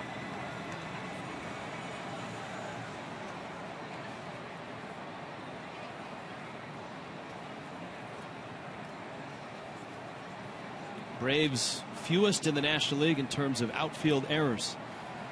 At least before that, they were tied with the Cubs and the Reds. Swisher shaking his head. And now Bohr, who has kind of been kept off balance by Perez. 2 tappers back to the mound. Yeah, he's seen a steady diet of off-speed pitches, seen a lot of the changeup. Now that first pitch, a fastball, I don't think he'll see 2 in a row.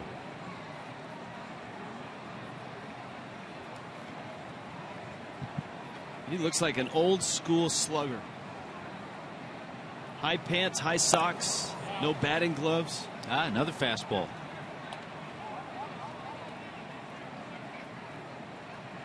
He looks intimidating at the plate.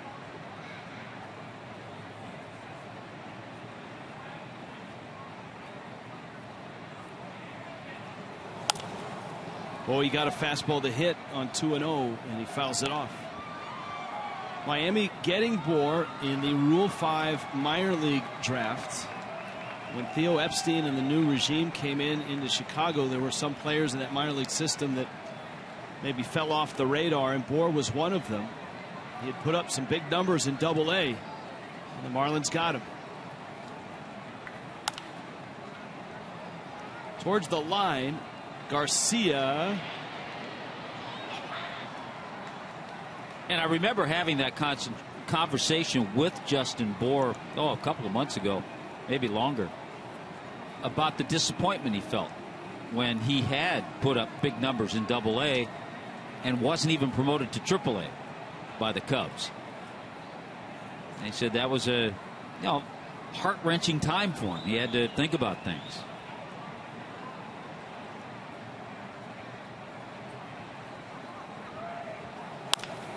Two, a bouncer to second. Castro gets an out there. Simmons on the relay gets Bohr. Yelich survives at third, but there are 2 outs.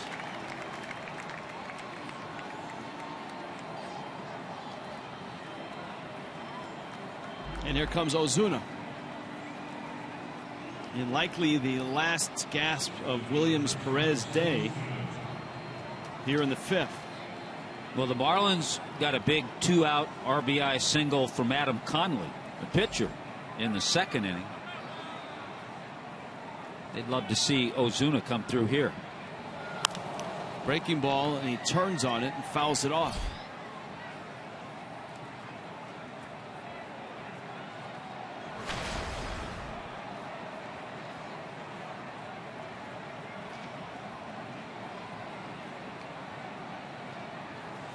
He's got 2 now. I tell you, he's got that whole area covered. He's working the section.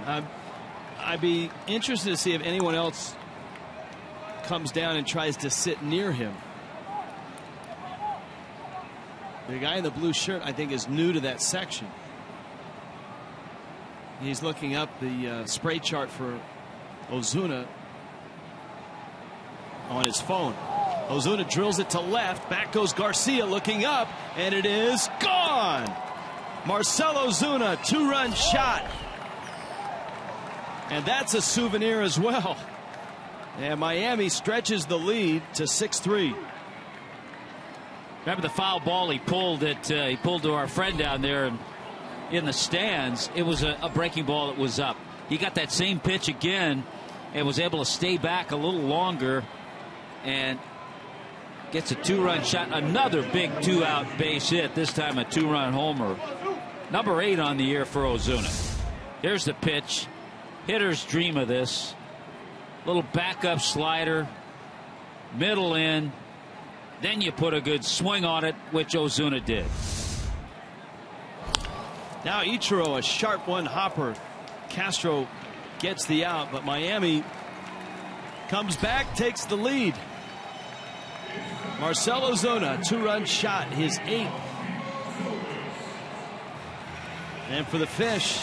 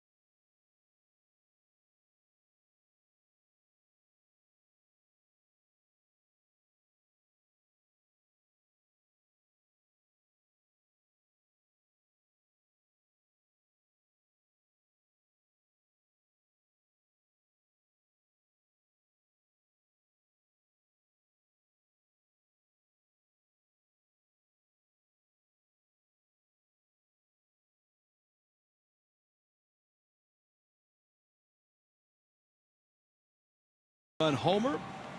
Martin Prado sacrifice fly. And Adam Conley now will try to get through this 5th inning. He's got 2, 3, 4 in the Braves order. Simmons, Freeman, Garcia. And there's a strike. And in watching that 3rd inning, you were really in doubt as to whether Conley would be in this position with a chance to win the ball game. Braves sent 8 men to the plate and wiped out a 2-0 lead. I think the good news in the 3rd is we saw him just go after the hitters.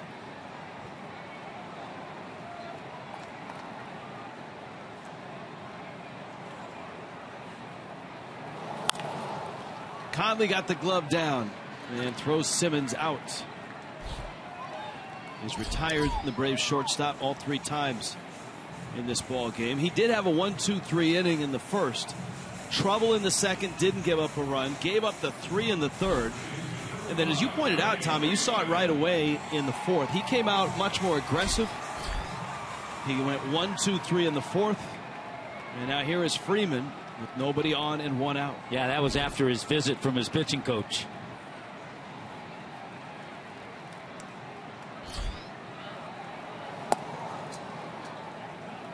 Freeman has walked and flied out.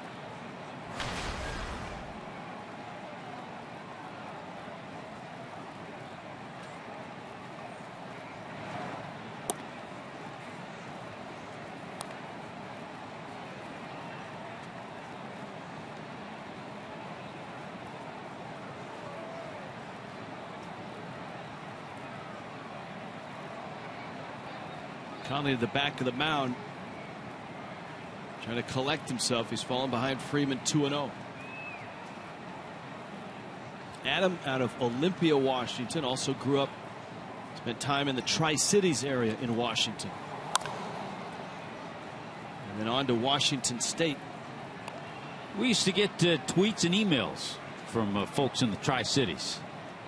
We still do on occasion. We had them from all over last night, certainly. And we appreciate some of the Braves fans that took part in our social media night last night, Twitter Tuesday.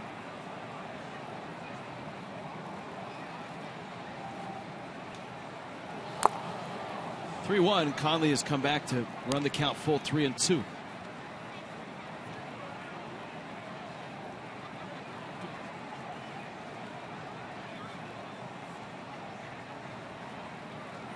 So what do we have? The Tri-Cities, Kennewick, Pasco, and Richland. I think Richland was the one we always left out. You don't want to leave out Richmond. No. Or Richland. Richland. Or Richmond either. That's a fine city too. The Marlins, by the way, added to their bullpen with some depth. Rodel Lazo, a 26-year-old Cuban. Lazo, who opened the season on the disabled list, has been in the Marlins system since 2012. He is a left-handed reliever, 5'10", 170 pounds. His uncle, if you follow Cuban baseball, is the winningest pitcher in the Cuban League's history. Pedro Luis Lazo is the uncle of Rodel Lazo. And Pedro Luis, in international competition, was a closer, but in Serie Nacional, the league in Cuba, he was a starter. 249 wins. Wow.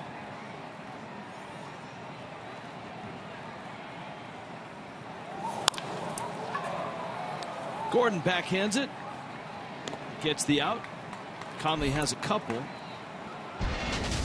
On Sunday, Mets and Marlins Jewish Heritage Day on September 6th. 1:10 start. First 10,000 fans get a Marcell Ozuna bobblehead. That's courtesy of Pepsi. So bobblehead day on Sunday. Marcell Ozuna. Marlins.com.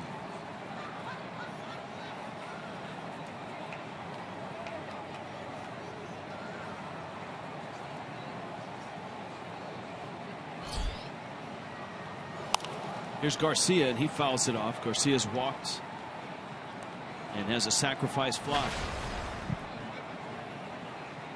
So this is a series where we've seen a couple of Cuban players added to both of these rosters.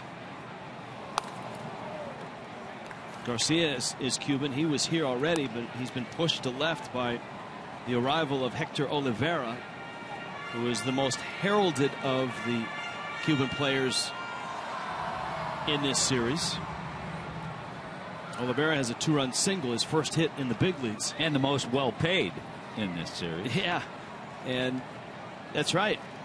Oliveira's contract was it $62.5 million, of which the Dodgers paid half and ate half. And so it's a 6-year contract. So it sounds like the Braves have 5+ years at $30 million or thereabouts. 0-2 pitch. Well struck and fair and into the corner. Yelich will venture in to dig it out. Garcia holds at second.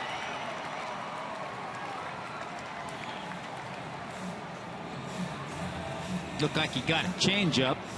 Stayed back on it pretty well.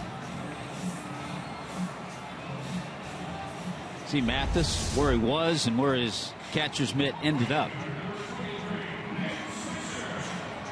Swisher now, the error that he made, the dropped ball with Prado that went for a sacrifice fly.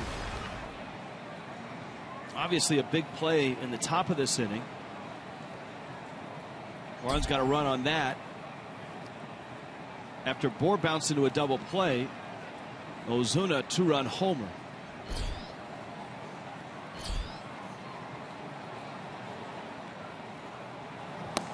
So 4 of the 6 Marlins runs earned.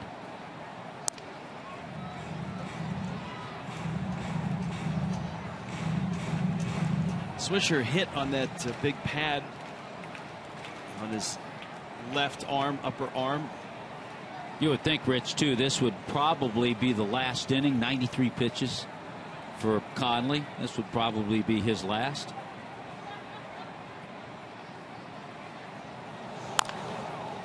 He got a 5-inning win his last time out. That was against Washington and Max Scherzer.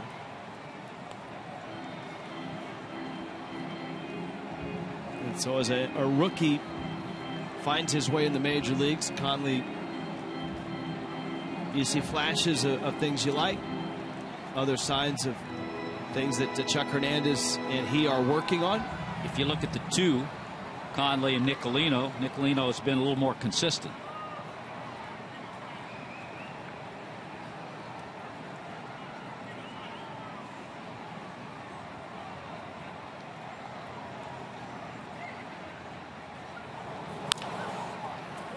Prado backing up across the diamond in time, and Adam Conley does get through 5.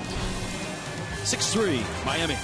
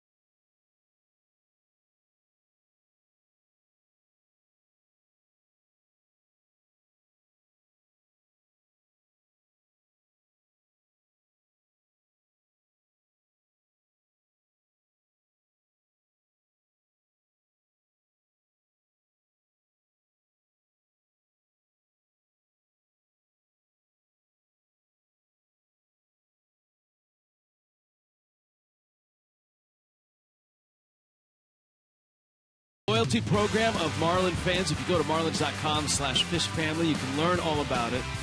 And the bonus code today is Tomahawk Chop. Not a lot of chopping going on in Atlanta lately. Miami up 6-3. Top 6. 9 hits for the Fish. And the end of the line for Williams Perez, the veteran right-hander Edwin Jackson out of the Braves bullpen. And he takes over. Yeah, the veteran was released by the Cubs the end of July. So the Braves signed him. Remember, he signed that, a lot of people questioned it, a pretty nice contract with the Cubs. A couple of years ago, it was a 3-year deal for $39 million. But the Braves, needing pitchers, signed him. Now he's working out of their bullpen.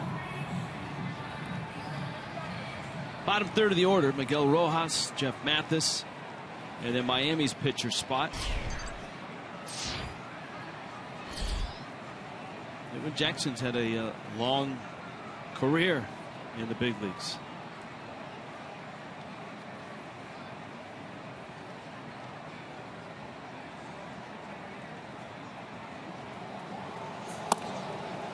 And he zips in a fastball that misses out.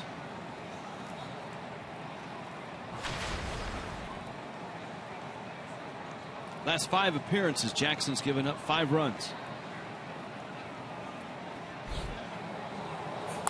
Braves, the 9th team that he's pitched for, too. So it's been a long career and a well-traveled career.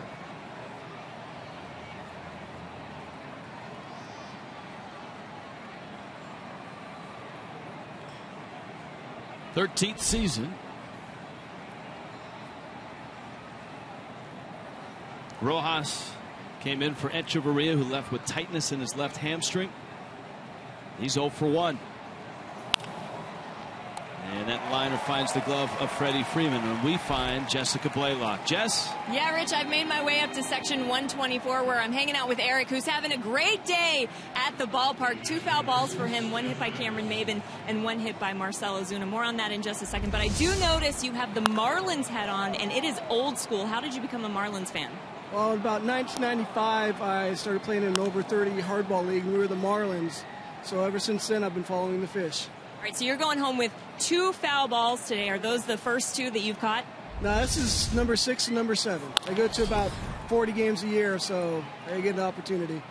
Yeah, it seemed like you had a good strategy. You had this whole section on lockdown, but people are kind of catching on that this might be the section to sit. What do you think about all these people that are starting to come over? Well, you never know where the ball is going to bounce, so I feel pretty confident if another one comes over here, I'll get it. Yeah, I think so too. All right, enjoy the rest of the game. Thank you very much. I appreciate it. Guys. Yeah, he does have that section to himself, and it's watching the video, the balls weren't right to him, Tommy. He had to show a little bit of range, play the carom. Well, I think from playing in his 30 and over hardball league, he's worked on his range a little bit. Cole Gillespie will hit for Conley. Jackson misses up with a fastball. Gillespie had a starring role in Monday night's win. It was his home run that got Miami started in a 4-0 ball game. Liner. Simmons has it. And the Marlins are done. Going to the bottom of the 6th. 6-3 Miami.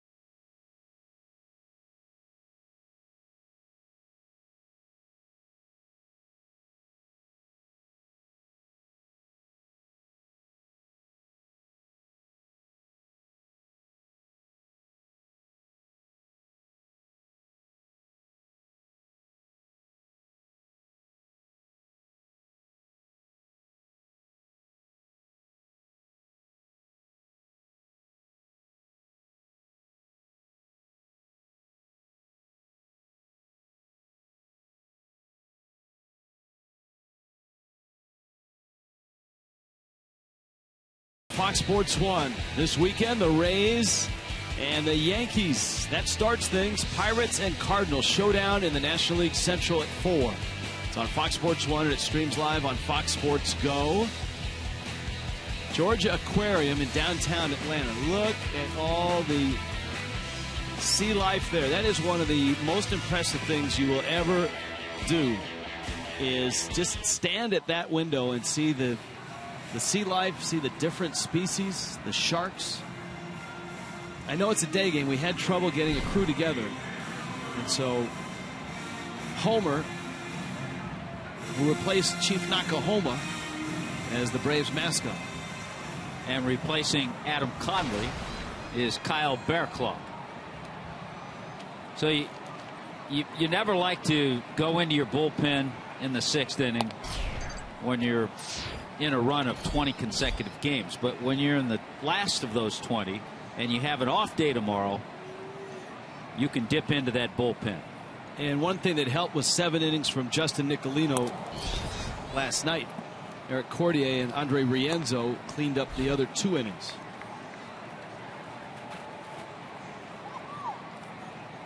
Hector Olivera has struck out, has his first major league hit, was a 2-run single.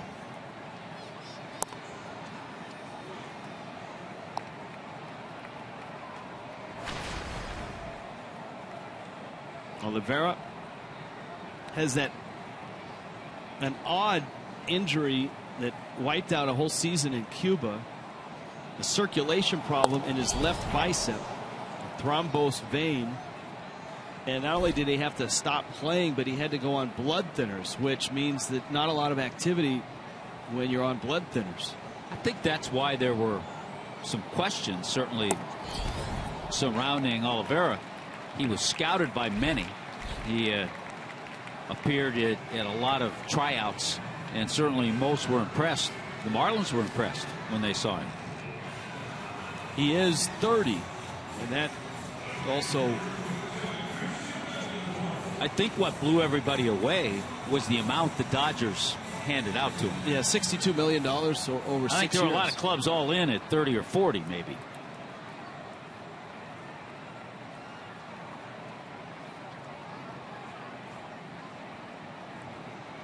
Bethancourt now with Oliveira at first. Bearclaw.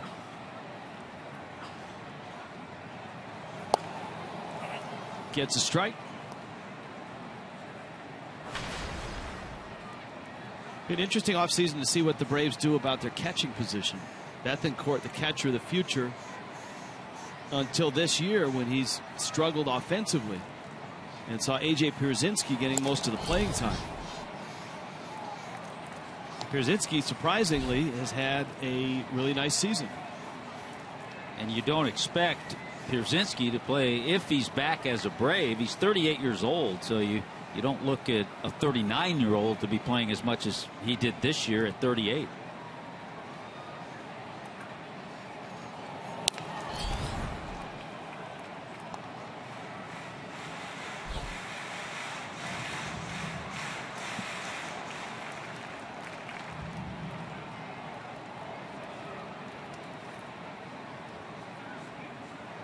There's Bethancourt, Panamanian.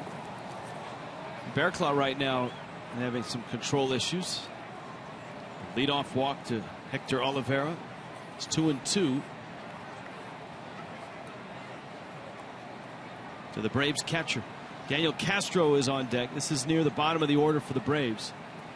Bethancourt in the 7th spot, Castro 8th. Breaking ball pulled foul.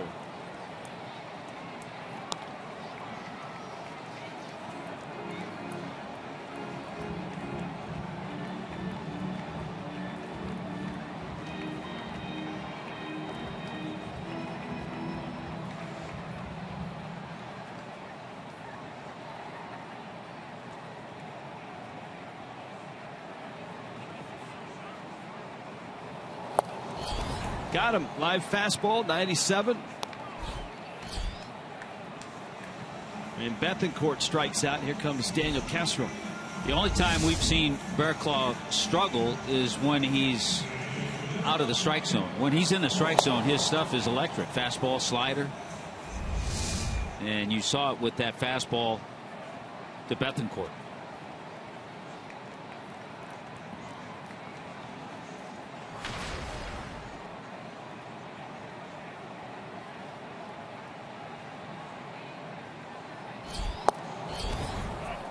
Strike to Castro. Castro out of Mexico.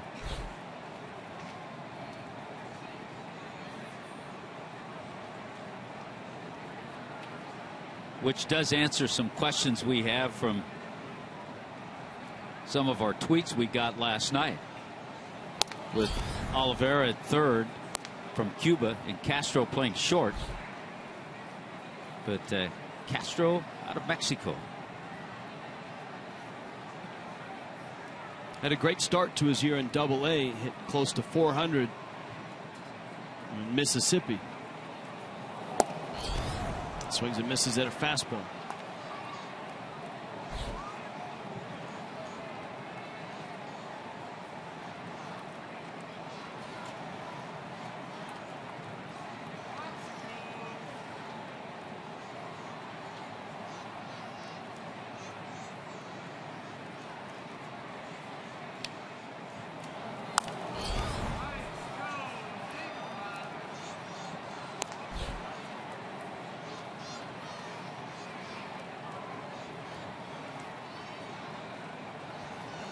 One and two.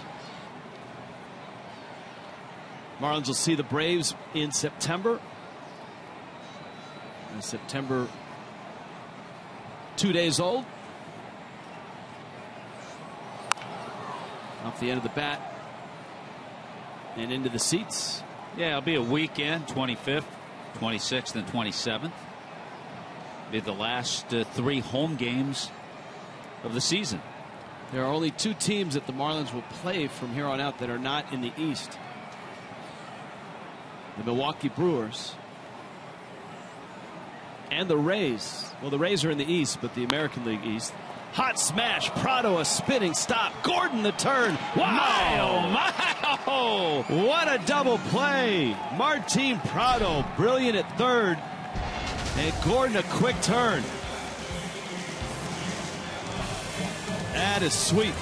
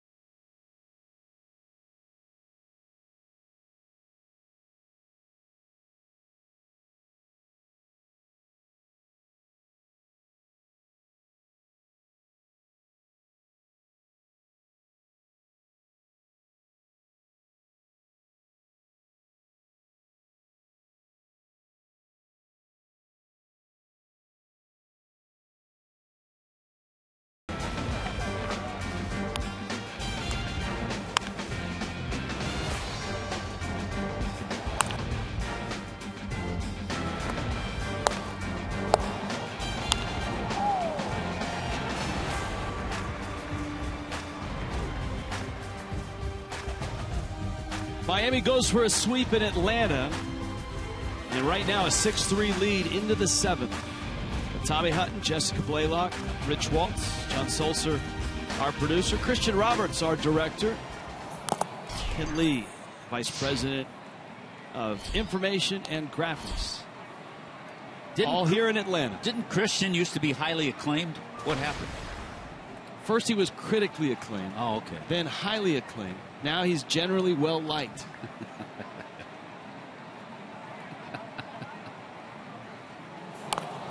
Gordon fouls it at the plate. But he's on the upturn now, especially after last night's successful open mic. That was an extremely well executed, directed, produced.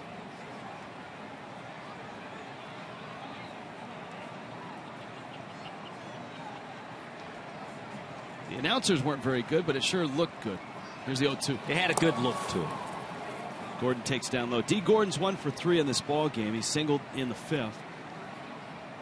As detailed earlier by Tommy Hutton, Gordon fell out of the top spot in the National League batting race. Bryce Harper, couple hits last night. There you are. Harper at 333. And Gordon goes after a low breaking ball from Edwin Jackson.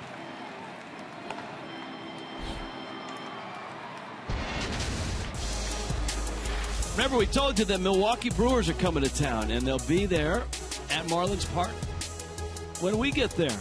7:10 start on a Wednesday. Marlins and Brewers. Every child 12 and under with a ticket gets a coupon for a free can Beef Frank, bag of Frito-Lay chips, small Pepsi, Aquafina water. Marlins.com for details. See, that would be a nice gesture. You and I show up to our spacious, beautiful television booth at home, and on the counter a voucher for a Frank. Yelich, deep left center, off the wall, and it's a double. My goodness. Yeah, I'm telling you, it doesn't look like he's missed a beat. It looks like he's actually added a beat.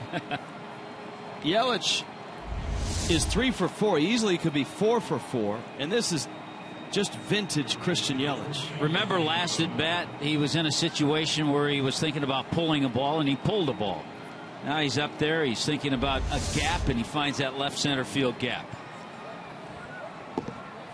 He has a chance, Tommy, if you're looking for things to watch for in September. Yelich has a chance to get to 300. Yeah, he does. With that base hit, he's at 286. Prado shoots one down the right field line, but it's fouled.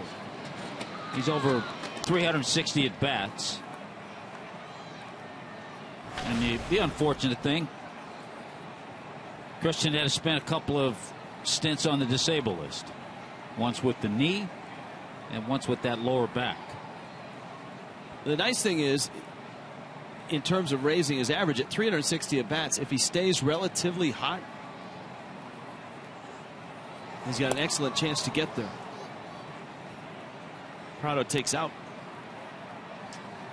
Talking to him today, that leg, that knee, which he injured here in Atlanta, doesn't hurt when he runs. Obviously doesn't hurt when he hits. But it's the diving part. Diving in the outfield, diving back to first. We've seen him really cut down his leads because of that. He doesn't have a big lead at second right now. Well, his last 4 games now, he's 7 for 11.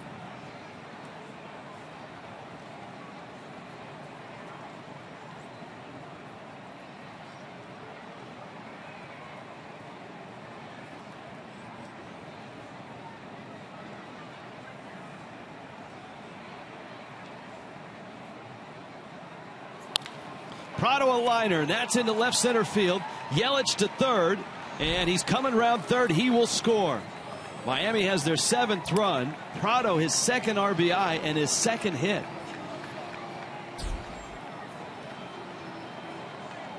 Well, this has always been a place, and we've talked about it this series, where Martin Prado has excelled hitting-wise, over 300 here at Turner Field.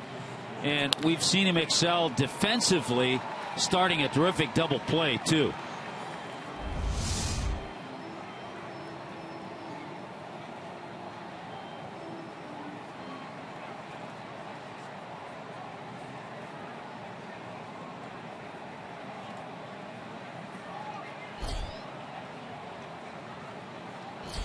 Now Bohr. Quiet day for Justin Bohr. He's bounced to the mound twice and hit into a double play in the 5th.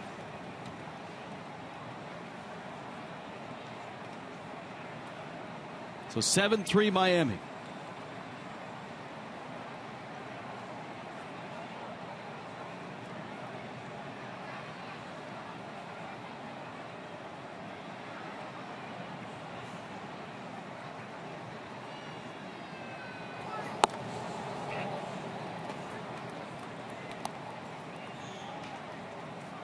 Ball and a strike.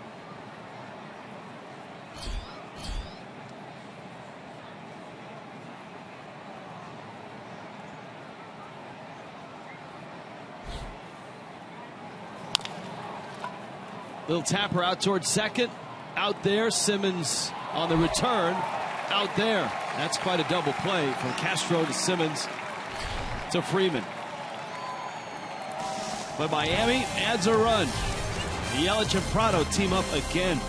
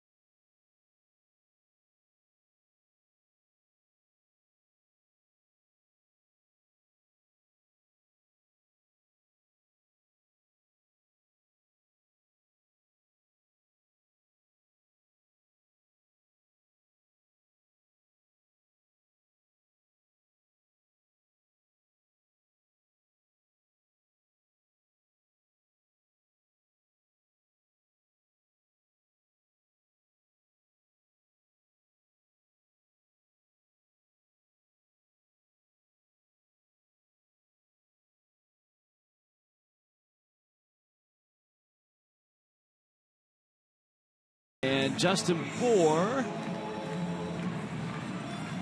he might have been safe. Now, Miami did not challenge it.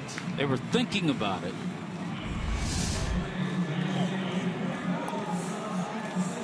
A 7-3 Marlins lead. No challenge. And Mike Dunn comes in the game to pitch the 7th inning. Adam Conley for 5, Kyle Barraclough for the 6th. And here is Dunn, the former Brave.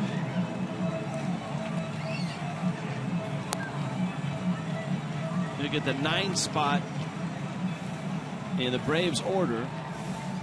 It looks like Ryan Lavarnway, backup catcher, will get the at-bat.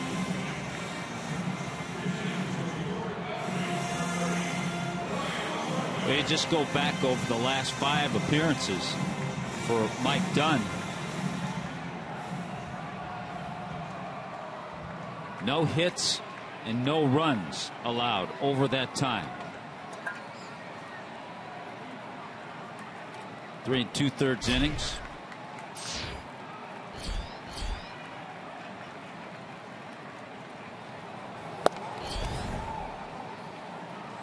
Dunn gets strike 1 from Lavarnway. Maben and Simmons will follow. In Atlanta, where the Marlins have an opportunity for a rare sweep of the Braves.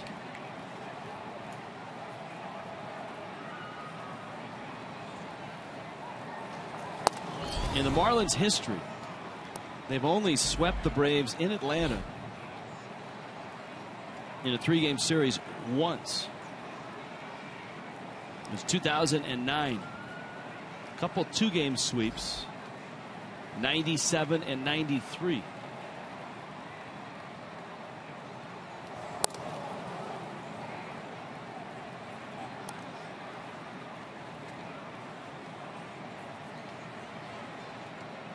Three-gamer with the Mets starts on Friday night.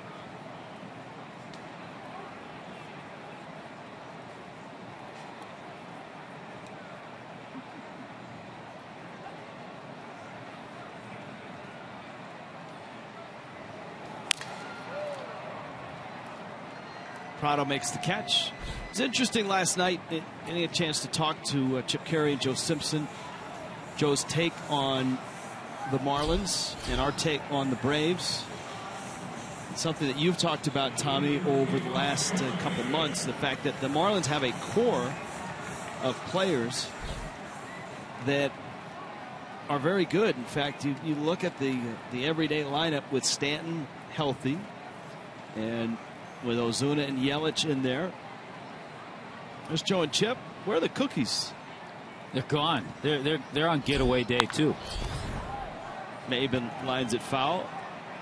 Our buddy, who's got 2 balls already, narrowly missed that one.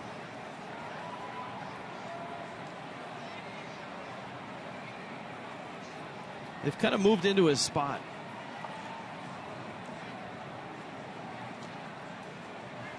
The Braves in this offseason, with all the trades that they've made, did a lot of adding to their minor league system. I think as you look at these two teams, the product that the Marlins have and can put on the field as you look to 2016 is probably better than what the Braves have, but the Braves are building and have some good depth coming up in the minor leagues. And of course they move into a new ballpark in 2017. Nothing but fastballs, good ones to Maben to put him away. So 2 quick outs for Mike Dunn.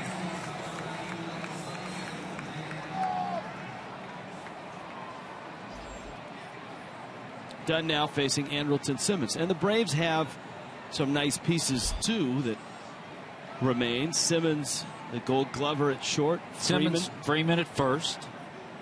Markakis with the contract he signed. He's going to be in right field. If Oliveira hits the way they hope he hits, then they'll have a third baseman. They got a nice 1-2 in their rotation with Tehran and Miller. Gordon to his left. Mike Dunn, a very brief appearance in the 7th. Miami's up 7-3.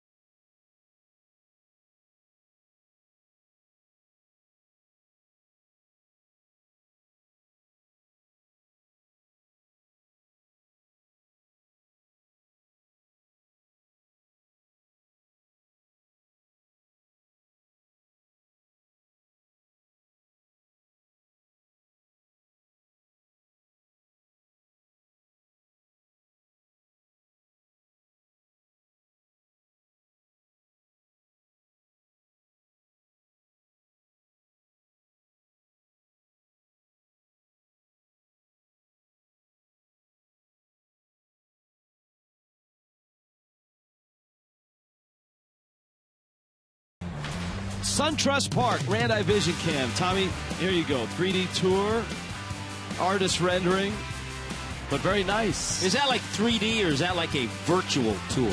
I guess virtual tour. You can even smell the popcorn and the hot dogs. Northwest of Atlanta in Cobb County, price of $622 million. It'll hold 41,500, so it's a smaller ballpark than this. It's right next to the Cobb Galleria. Hotels, shopping, restaurants, all of that. Certainly a very different setting for a new venue in Major League Baseball open in 2017. Yeah, you think about it. For us, coming into Atlanta and coming to the ballpark, the last few years we've stayed in the Midtown area. It's almost like going to a different city. It'll be like going to a different place, because you'll have a whole different area out there where their new ballpark will be. Brandon Kniff is in. Kniff gets Marcell Ozuna, who hits a sharp grounder to Simmons. And that's out number 1 in the 8th. And we hope at SunTrust, their new ballpark, we have a lot of the same faces that greet us here at Turner Field. Albert, the elevator operator. Oh, we hope Albert's there. Of course, the crew that we have here in Atlanta, super, and I think they'll all make that move. Mike and security, always helpful to us. I believe it's Moses who runs the food room. Mm-hmm. Always with a fist bump whenever you walk in.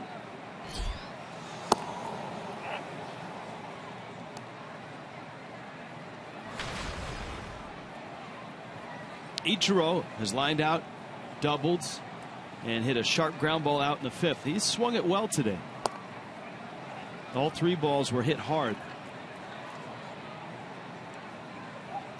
Kniff takes over for Edwin Jackson.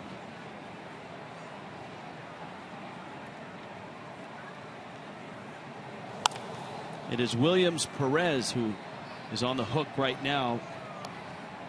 If the Marlins keep this lead, Perez 5 innings, 6 runs, 4 earned. 2 innings from Edwin Jackson. Miami got a run off him in the 7th. And a chance for Adam Conley to pick up win number 3.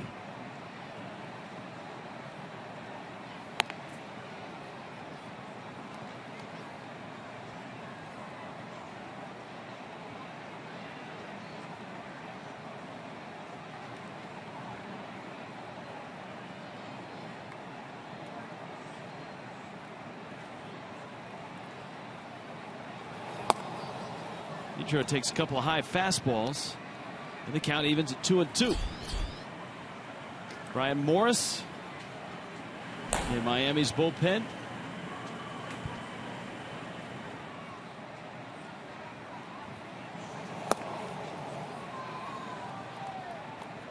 Full count.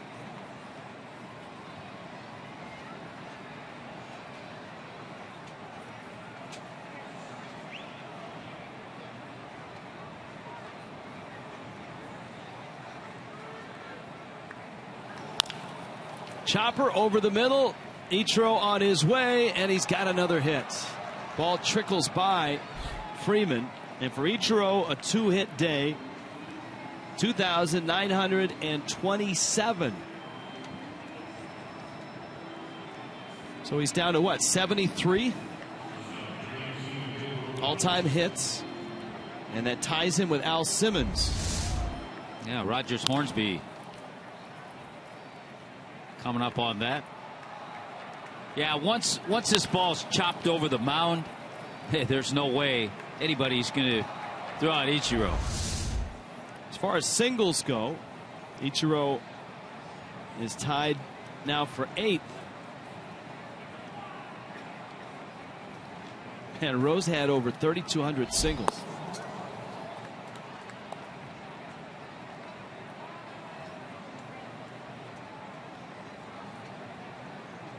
Miguel Rojas is up. There's one out.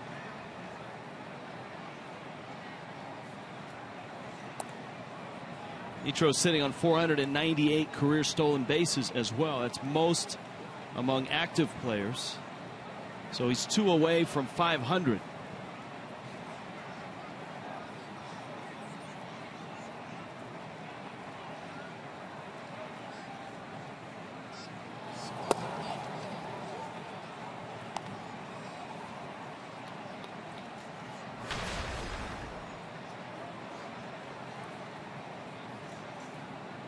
Ichiro has 83 hits this year, and so 73 shy of 3,000. At the start of the year, you look at the number that he had to get to, and you said, I don't know if he can get enough at bats with this talented outfield. And as it turns out, with the injuries to Stanton and to Yelich, Ozuna's trip down to AAA. Ichiro's had enough at bats, and you would think in September he'll continue to get some at bats with a chance to maybe get into the mid-60s. Ichiro has about the same amount of at bats as Christian Yelich this year.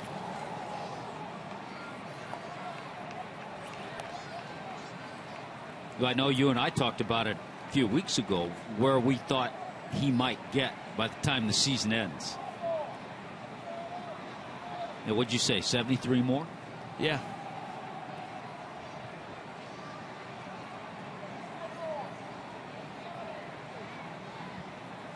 Well, you would think he could get 13 more hits, get to 60 more. That'd be interesting. Might even be able to get under 60. Might even get under that, yeah. He's in as, if you follow the Marlins, and even if you follow just Major League Baseball, he's in incredible shape at 41.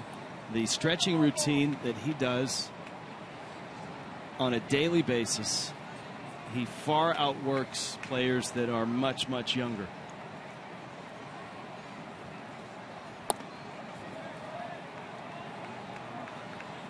Rojas with the count 3-2.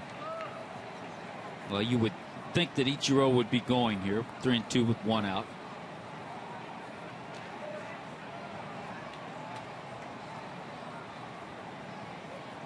He's running, and Rojas shoots one into right field for a hit. Ichiro's not stopping, on his way to third, and Miami has first and third with one out. Well, some nice swings today from Miguel Rojas, who has gotten an opportunity because of the early injury to Adeiny Echeverria. The instincts when you watch Ichiro too are just fantastic. He knew exactly where Swisher was playing. He was running on the pitch, so he picked up the ball right away, but knew it was going to drop for a base hit.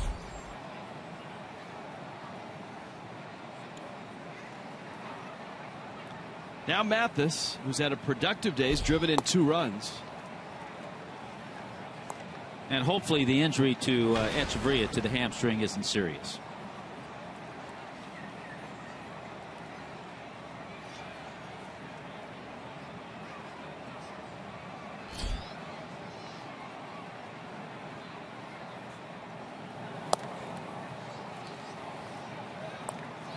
Kniff out in front 0-2.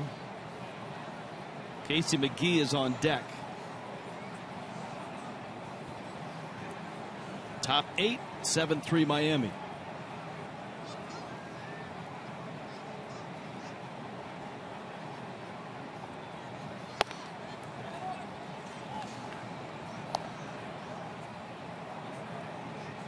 Marlins trying for their second 3-game sweep ever in Atlanta.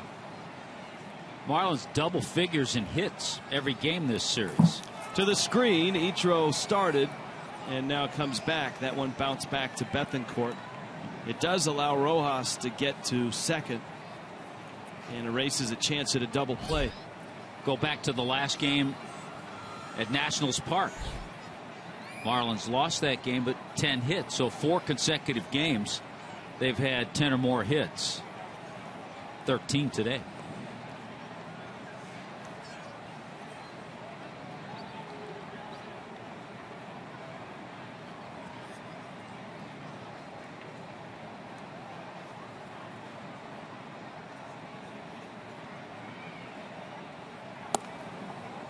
Infield's in. Cubs and Reds are underway. That's the only other game going now in Major League Baseball. Cincinnati has an early 2-0 lead. Second inning.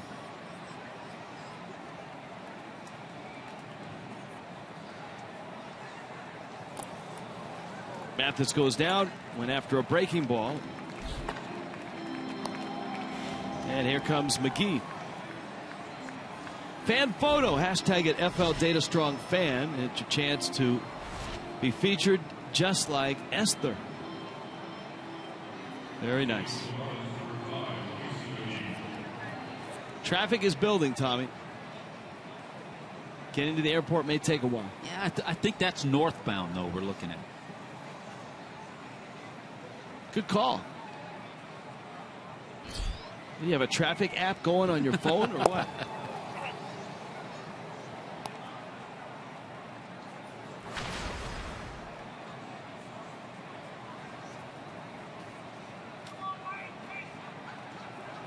You don't want to get caught in the perimeter.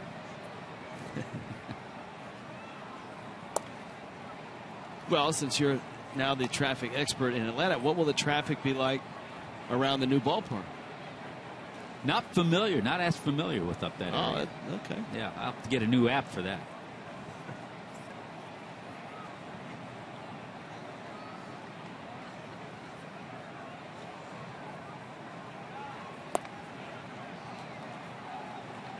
One and two.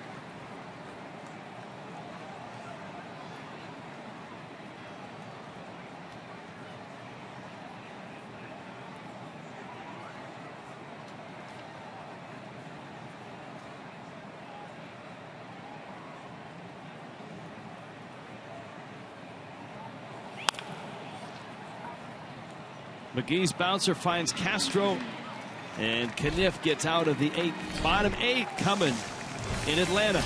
Miami a 7-3 lead.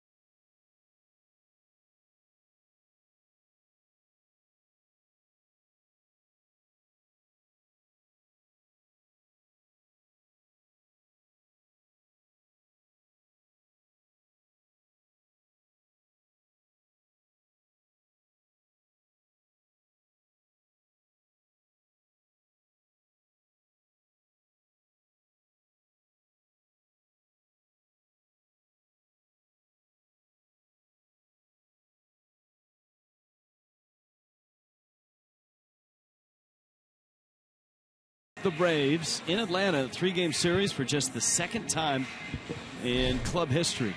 Marcell Ozuna, our Warren Henry drive of the game. This breaking ball in the 5th from Williams Perez, and Ozuna lost it. A nice series for Ozuna. That his 8th homer of the season. Out in center field today. Now the Marlins have the 3 hits from Christian Yelich. Dee Gordon has a hit in this game. Ozuna with that home run. Ichiro 2 hits. Rojas a hit. Good day for Jeff Mathis. 2 RBIs, big double. Now it's Brian Morris who comes on. What a nice inning Mike Dunn had. 1, 2, 3.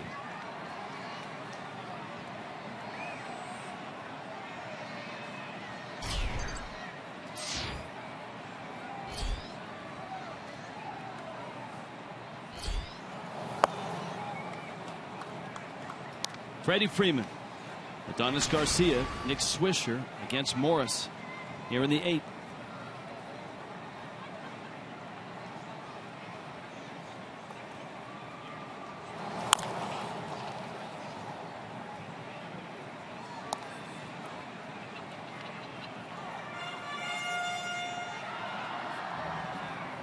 Ball and a strike.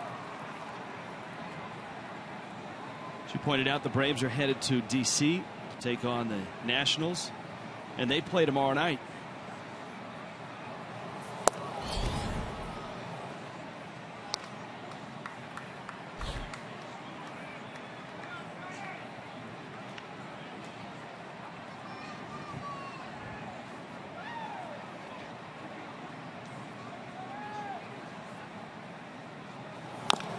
Freeman bangs it foul at the plate. Marlins had the Mets on Friday, Saturday, and Sunday. The Mets and Nationals both in action tonight. The Mets try to hold down the Phillies, who had a big night last night, and they'll face Aaron Nola. It's a fun matchup. Nola against Matt Harvey.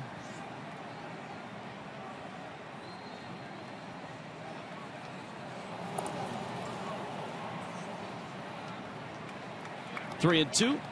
I actually hit him. Clipped him in the foot. So Freeman's aboard. That opens up the 8th. Just couldn't get out of the way of that slider.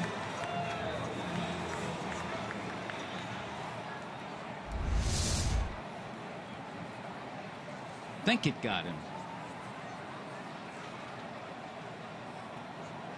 Adonis Garcia. Doesn't matter. It was a 3-2 pitch.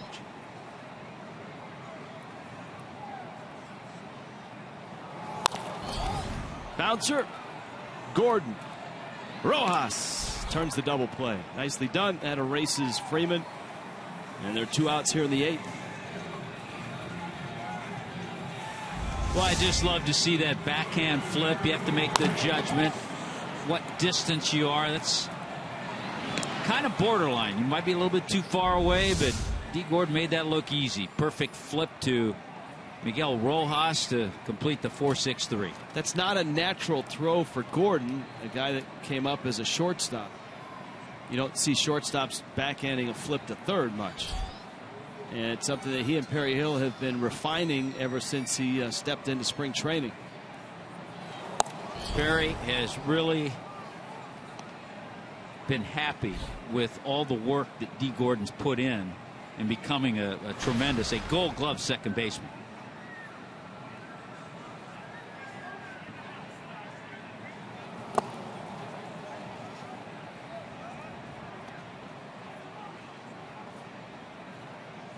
Most double plays started. Neil Walker, Pittsburgh, 41. A lot of that depends on your pitching staff. Yeah, and situation. Gordon sliding on his feet, and Bohr has to dive to make the catch. That would have been a spectacular play. It's going to be a base hit. The athleticism of Gordon to get the ball and then release so quickly. Yeah, he knew he had to, even though Swisher doesn't run well, but to release there think he was just trying to get it there. Might have been trying to one-hop it, but a little bit offline. But a great effort once again by D. Gordon. Look at the big guy get off the bag to make sure he keeps that ball there.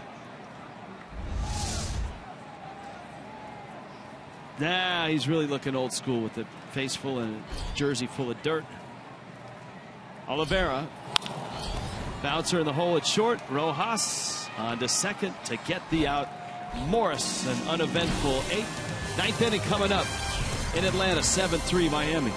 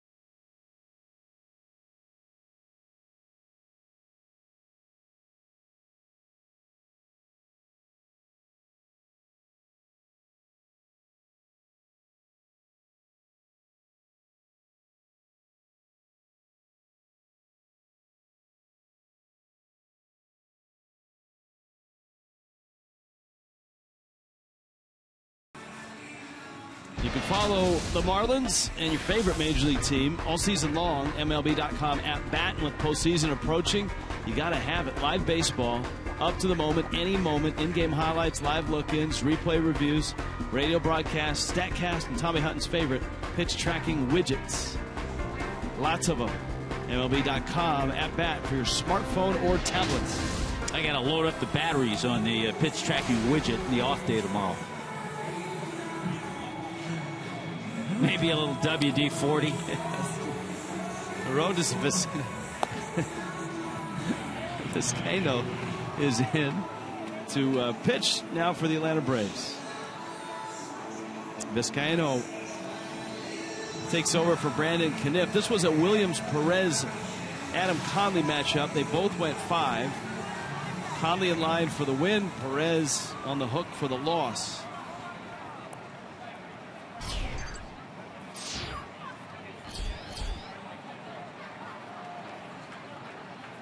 Vizcaino gets D. Gordon, Christian Yelich, and Martin Prado.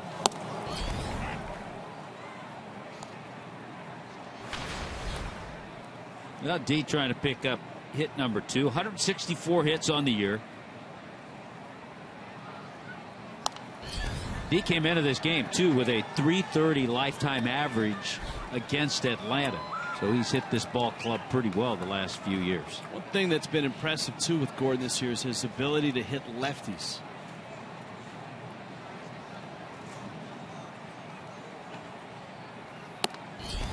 Although that fastball eluded him.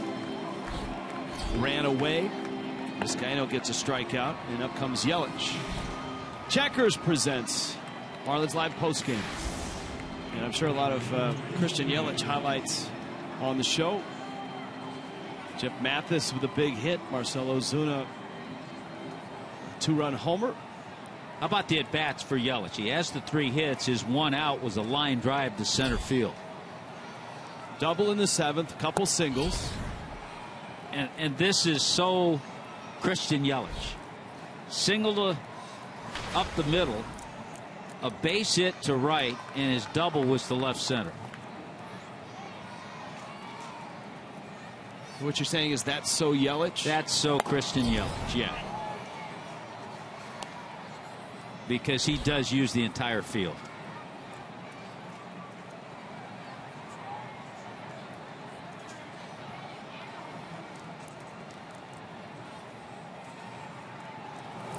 And because of that, you know, you look at the infield and they're kind of straight up. Certainly no shift. The outfield may have been shading him a few steps into left center.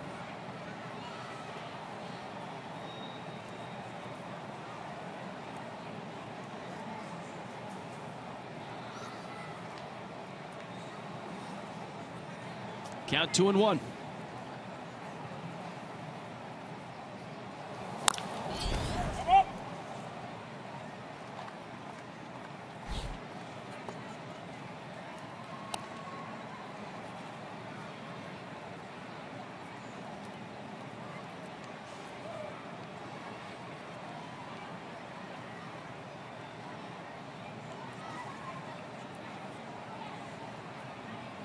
Six hits in the series. And remember, he didn't start game one. He just had a pinch hitting appearance. Yelich. That one by Oliveira down the line. Yelich around first, not stopping. Strong throw. Yelich arrives with a double. 4 hits for Yelich. 2 doubles. And again, Tommy, you diagrammed it perfectly. There's no real place to shift to prevent anything from Yelich because he'll shoot it all over the park. Well, now he's got up the middle, left center, right field, and then down into the left field corner with this double. He is just locked in. Beautiful swings all day from Christian Yelich. And amazingly, he's at 288 now. Here's Prado with 1 out. 2 doubles today, gives him 19 on the year.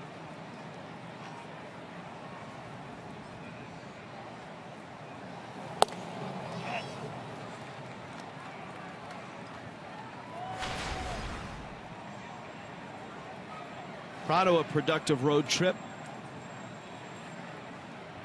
Sac fly and an RBI single. 2 hits today.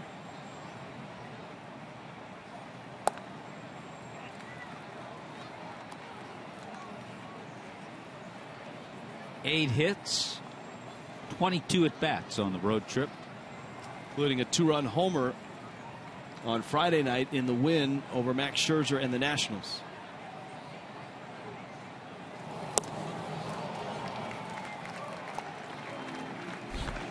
Prado swinging and missing. Vizcaíno has the 2nd out. Oh, the Marlins have scored 7 runs, and if the Marlins are scoring runs on this road trip, this guy's usually involved, but he's not today. He's 0 for 4, and he's bounced into a couple double plays.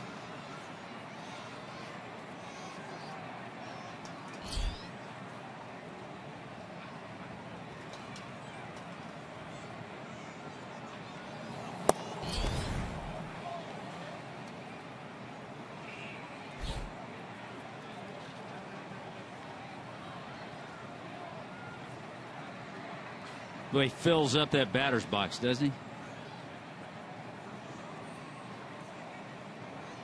He's got a very simple stance and a very simple swing. A little wide, a little open. Yep. Nothing drastic. He's not at the back of the box. He's kind of just spread out over it. Good balance.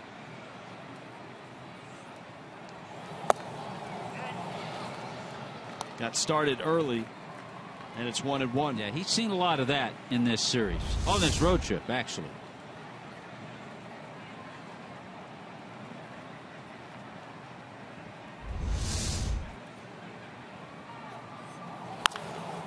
Bohr rolls one to Freeman. Vizcaíno is there and gets to the bag. Miami leaves Yelich and heads to the bottom of the 9th, looking for their 2nd 3-game sweep ever in Atlanta.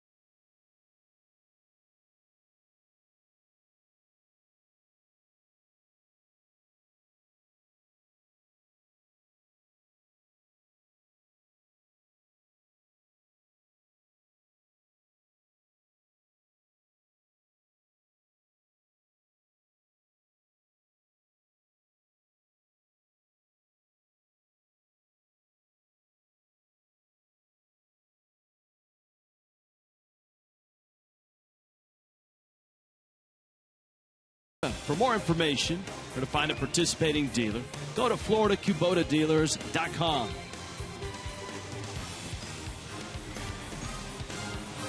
Capital here in Atlanta, 7-3. Miami on top, bottom 9. Fish trying to get the sweep, trying to put themselves in third place in the division. The Braves have been reeling, falling from third. And if Atlanta loses this ballgame, they will have dropped 15 of their last 16. We talked about it a couple of nights ago, Rich, the success the bullpen has had going back a couple of weeks. And an opportunity today. Bearclaw, Dunn, Morris, and now A.J. Ramos. They have, to this point, thrown shutout baseball. And the only hit the bullpen has allowed was an infield base hit that Swisher got last inning off Brian Morris.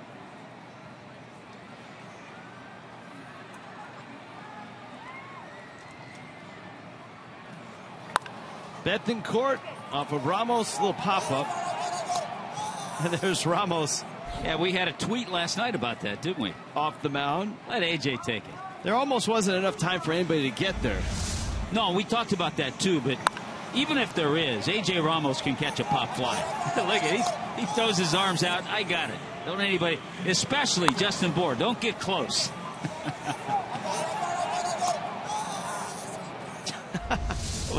Was that Gordon behind him?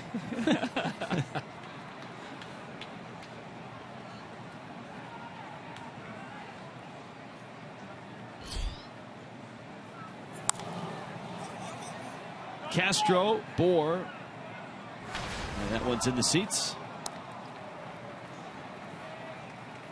Off day tomorrow after 20 games in 20 days. Mets got the Brewers. Mets, Milwaukee, the Nationals. Then it's off to New York and D.C. Back home to the Phillies and the Braves. And then the Rays and the Phillies. So the month of September will have 4 off days. So no 20 in a row. That trails, or I guess spills into October.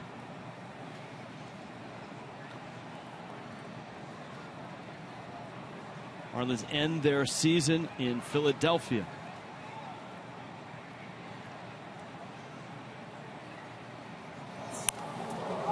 0-2 up and in. And Major League Baseball this year, that last day of the regular season, is primed to start every game at the same time on that last day.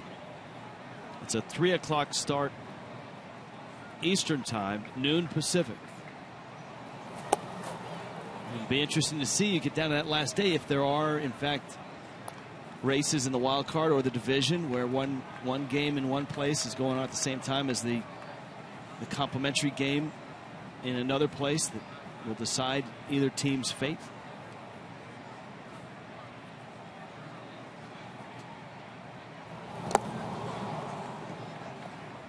Castro swings and misses. A.J. Ramos looks sharp. And the bullpen that the Marlins have trotted out over this last week to 10 days has been really, really good.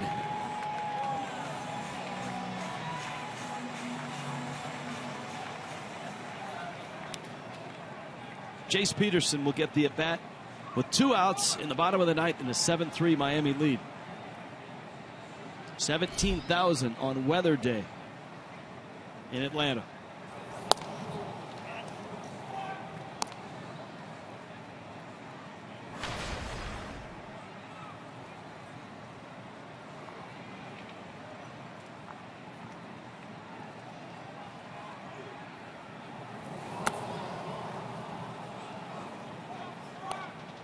Well, certainly, you and I talked about it earlier, too. Certainly everybody down there in uniform is going to enjoy the off day.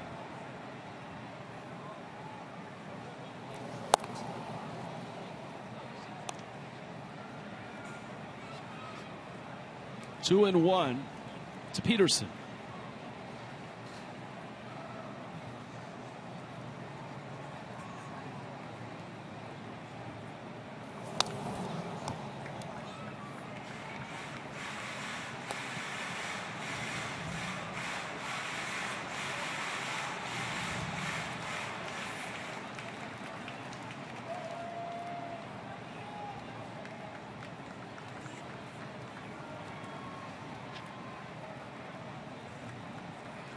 Two coming.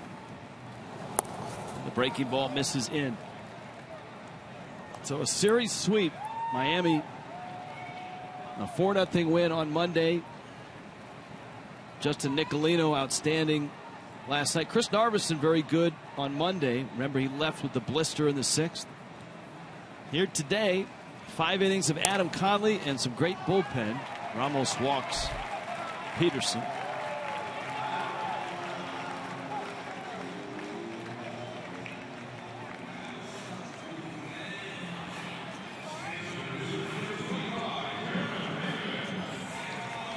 Cameron Maben now.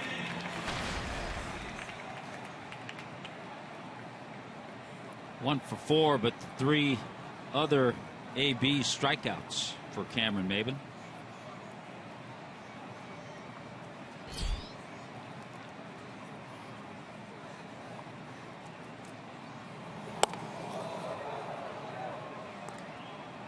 Fastball in starts his at bat. Ramos trying to put the finishing touches on this ball game. Barraclough, Dunn, Morris, all in support of Adam Conley.